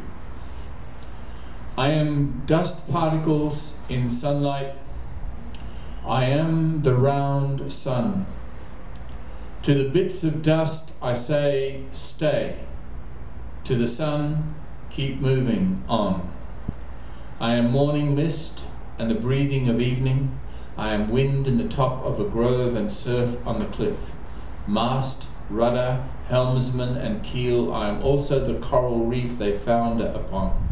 I am a tree with a trained parrot in its branches, silence, thought and voice. The musical air coming through a flute, a spark of a stone, a flickering in metal, both candle and the moth crazy around it. Rose and a nightingale lost in the fragrance. I am all orders of being, the circling galaxy, the evolutionary intelligence, the lift and the falling away, what is and what isn't. You who know Jalaluddin, you the one in all, say who I am. Say, I am you.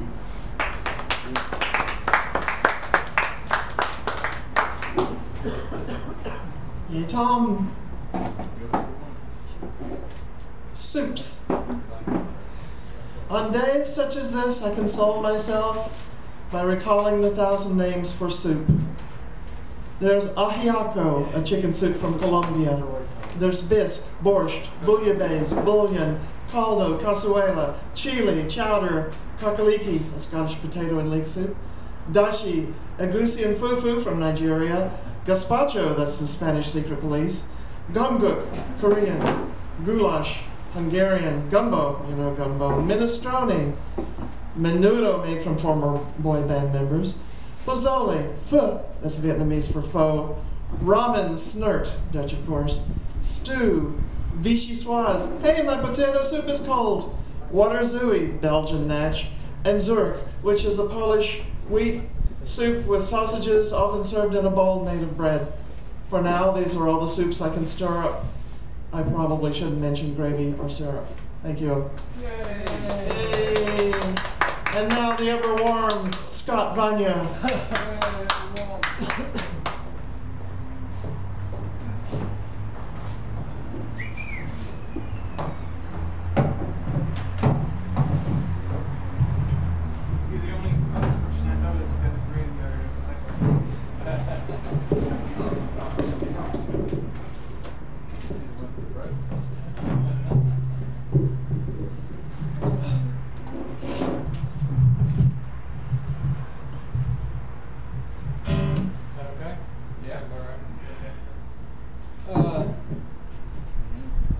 A long time. It feels like a long time. And if long can be counted as 20-something years, then I guess it's a long time. But I can always judge the quality of a poetic moment by what it makes me write. Yeah. And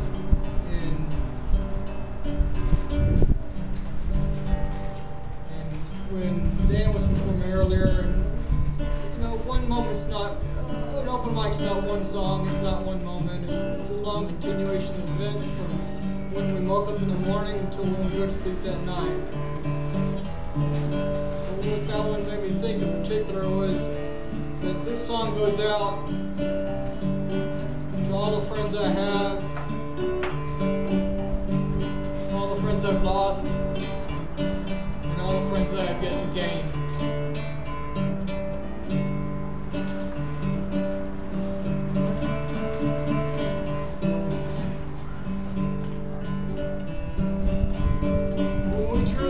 ourselves. Know that we're composed of the earth beneath us, from the lowly worm to that beautiful mockingbird.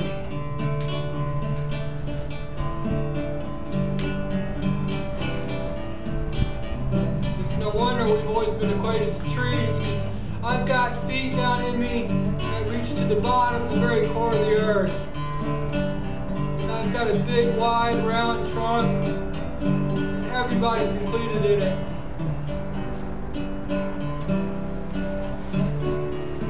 And I've got a left hand and a right hand and hair that's some's growing in and some's falling out.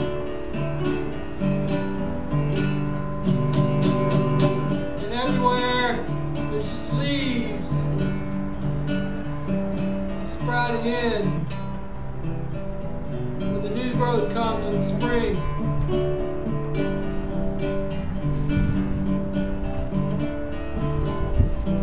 When you really want to know something,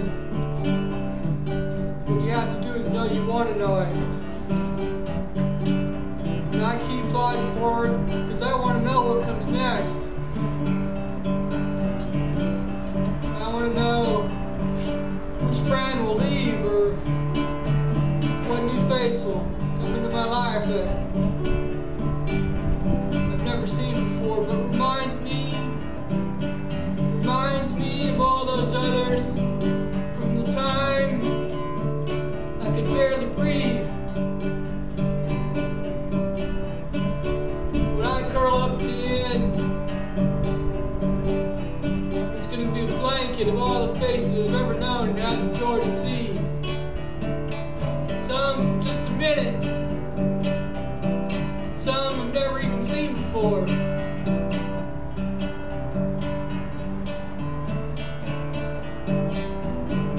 It doesn't take a hand on my face to make love to you. It doesn't take your arms around me to hug you.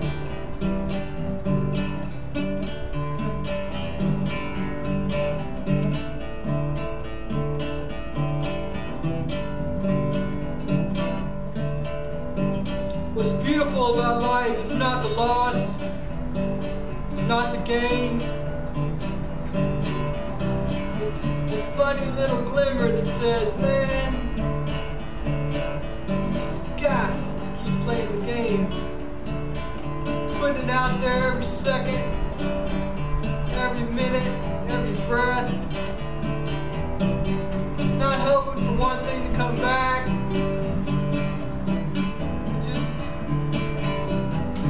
Setting it free.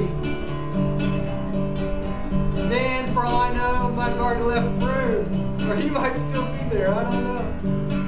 But someday, I'll look back at a video or a poem, and I'll think of how he reminded me of all the girls I used to hold. Some I met 20 years after I'd met her said, you know what I loved about having sex with you? How playful it was. She's in this town somewhere. It's one of many. Sad little human predicaments. We know we're infinite. We also know we're not. Thanks.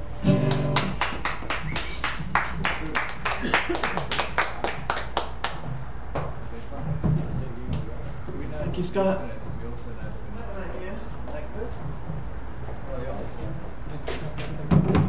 Why don't we just sit for the rest of the show? Good night. Good night. Thanks, Dan. Yes. Cindy. Knock 'em dead in California. Cindy, singing for the governor.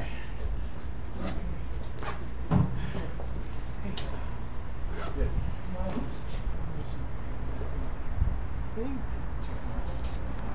I'm still recording. I'm still on. Still recording. I'm still recording. Okay, Peter, would you like to come up one more time? Yeah, I'm ready. All Here. She said it's here.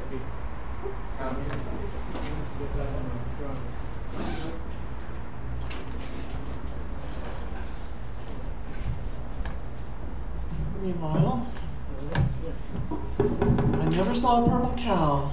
I never hope to see one. But I can tell you anyhow, I'd rather see than be one. Funny thing, the ketchup bottle. At first none will come out, and then a lot'll. Ogden Nash. Oh, the place is where to go. That's one guy. Yeah. I've got to read that. I think that's kind of sick. Oh, Mark, you needed that. Hang on a second. Go for it.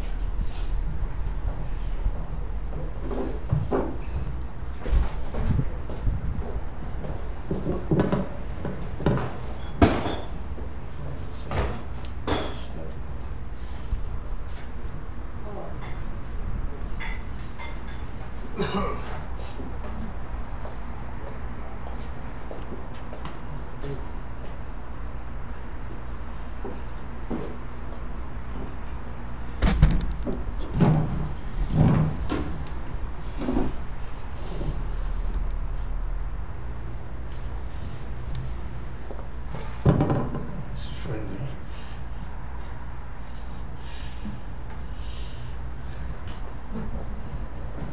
Are we ready, Chief? Yeah. All is one. Let's go. All are one. Divinity. Take a silent time each day. Do not be denied, just to meditate and pray and find peace inside.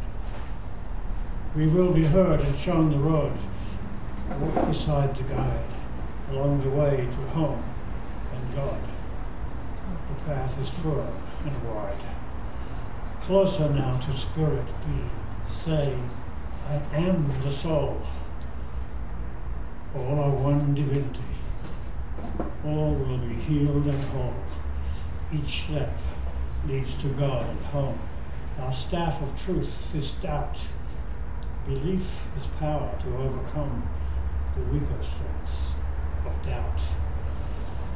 From morning's earliest waking hour, though cold the earth, damp the air, divas with us give us power and stay beside us everywhere, then carry us on wings of light, help us through dark hours of night, in vigil patient with no end, to cleanse, recover, start again.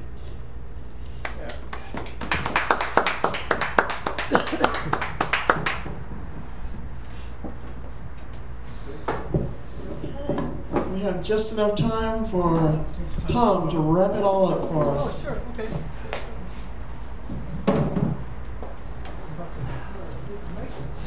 For 10 years I stood on the street and gave out poetry because it belongs to everyone. I was just returning it. I'd stolen it from them. And at times it was -2 degrees on the streets of Melbourne. And I kept singing to myself, my love will melt your mountain of ice. My love will melt your mountain of ice. And when they say there are only a certain number of people here, I say, well, there's only one Earth, isn't there? There's only one moon, there's only one sun, there's only one Mars, there's only one Venus, there's only one Jupiter, there's only one Uranus. The thing is, everyone is unique and specific, and the fact that individually they've chosen to actually spend time with each other means that something unique has come out, that a third person, a doppelganger, a shadowed truth that comes only when your own truth brushes up against the aura of other ones. Now they may seem contradictory, they may seem different ages, different cultures, but the bottom line is, there is no bottom line. That every fish leaps up towards the line. It says, I want to know more, and the hook of truth grabs them, and they're taking out their old element of the water, and they're gasping on the sand, saying, I can't handle this air, but we are in the ocean of air, and without that air we would be lost fish. We would be gasping. In an ocean that is now threatened by Fukushima, in universal radiation that's unavoidable, in In a world that's changed as soon as we've looked at, that's turned from actual to virtual, and when people themselves have changed, they've morphed into quasi-robotic life forms, mutants, that you try and grab their attention and they haven't got eyes or ears anymore. Their eyes are on a computer screen and their ears are with the earbuds. We're retrieving parts of ourselves back as primitive as fingers on strings. We're retrieving parts of ourselves that are reassembling human beings. The Navajos say there's many in human skin, but they're not human. They can't speak, they can't dream, they can't communicate with other human beings. So tonight has been a journey towards ourselves, in the mirror of ourselves, and all the shivering has been just a reminder that we are still in skin and lucky to be here. For indeed all the people who are warm and numb, comfortably, sitting in front of some TV that's vacuous or some computer that will just beam with or without them, don't know that the program can be made by human beings. Don't know that you're making it by your lack of dreams. So whether yes or no, up or down, right or wrong, you or me, it's all part of the same equation. And the equation rolls on eternally, with us or without us. Thank you for being and for dreaming, every singular one. Dream on. It takes us further. Our destination, or we've arrived. What happens next is always unknown. Till the next poem.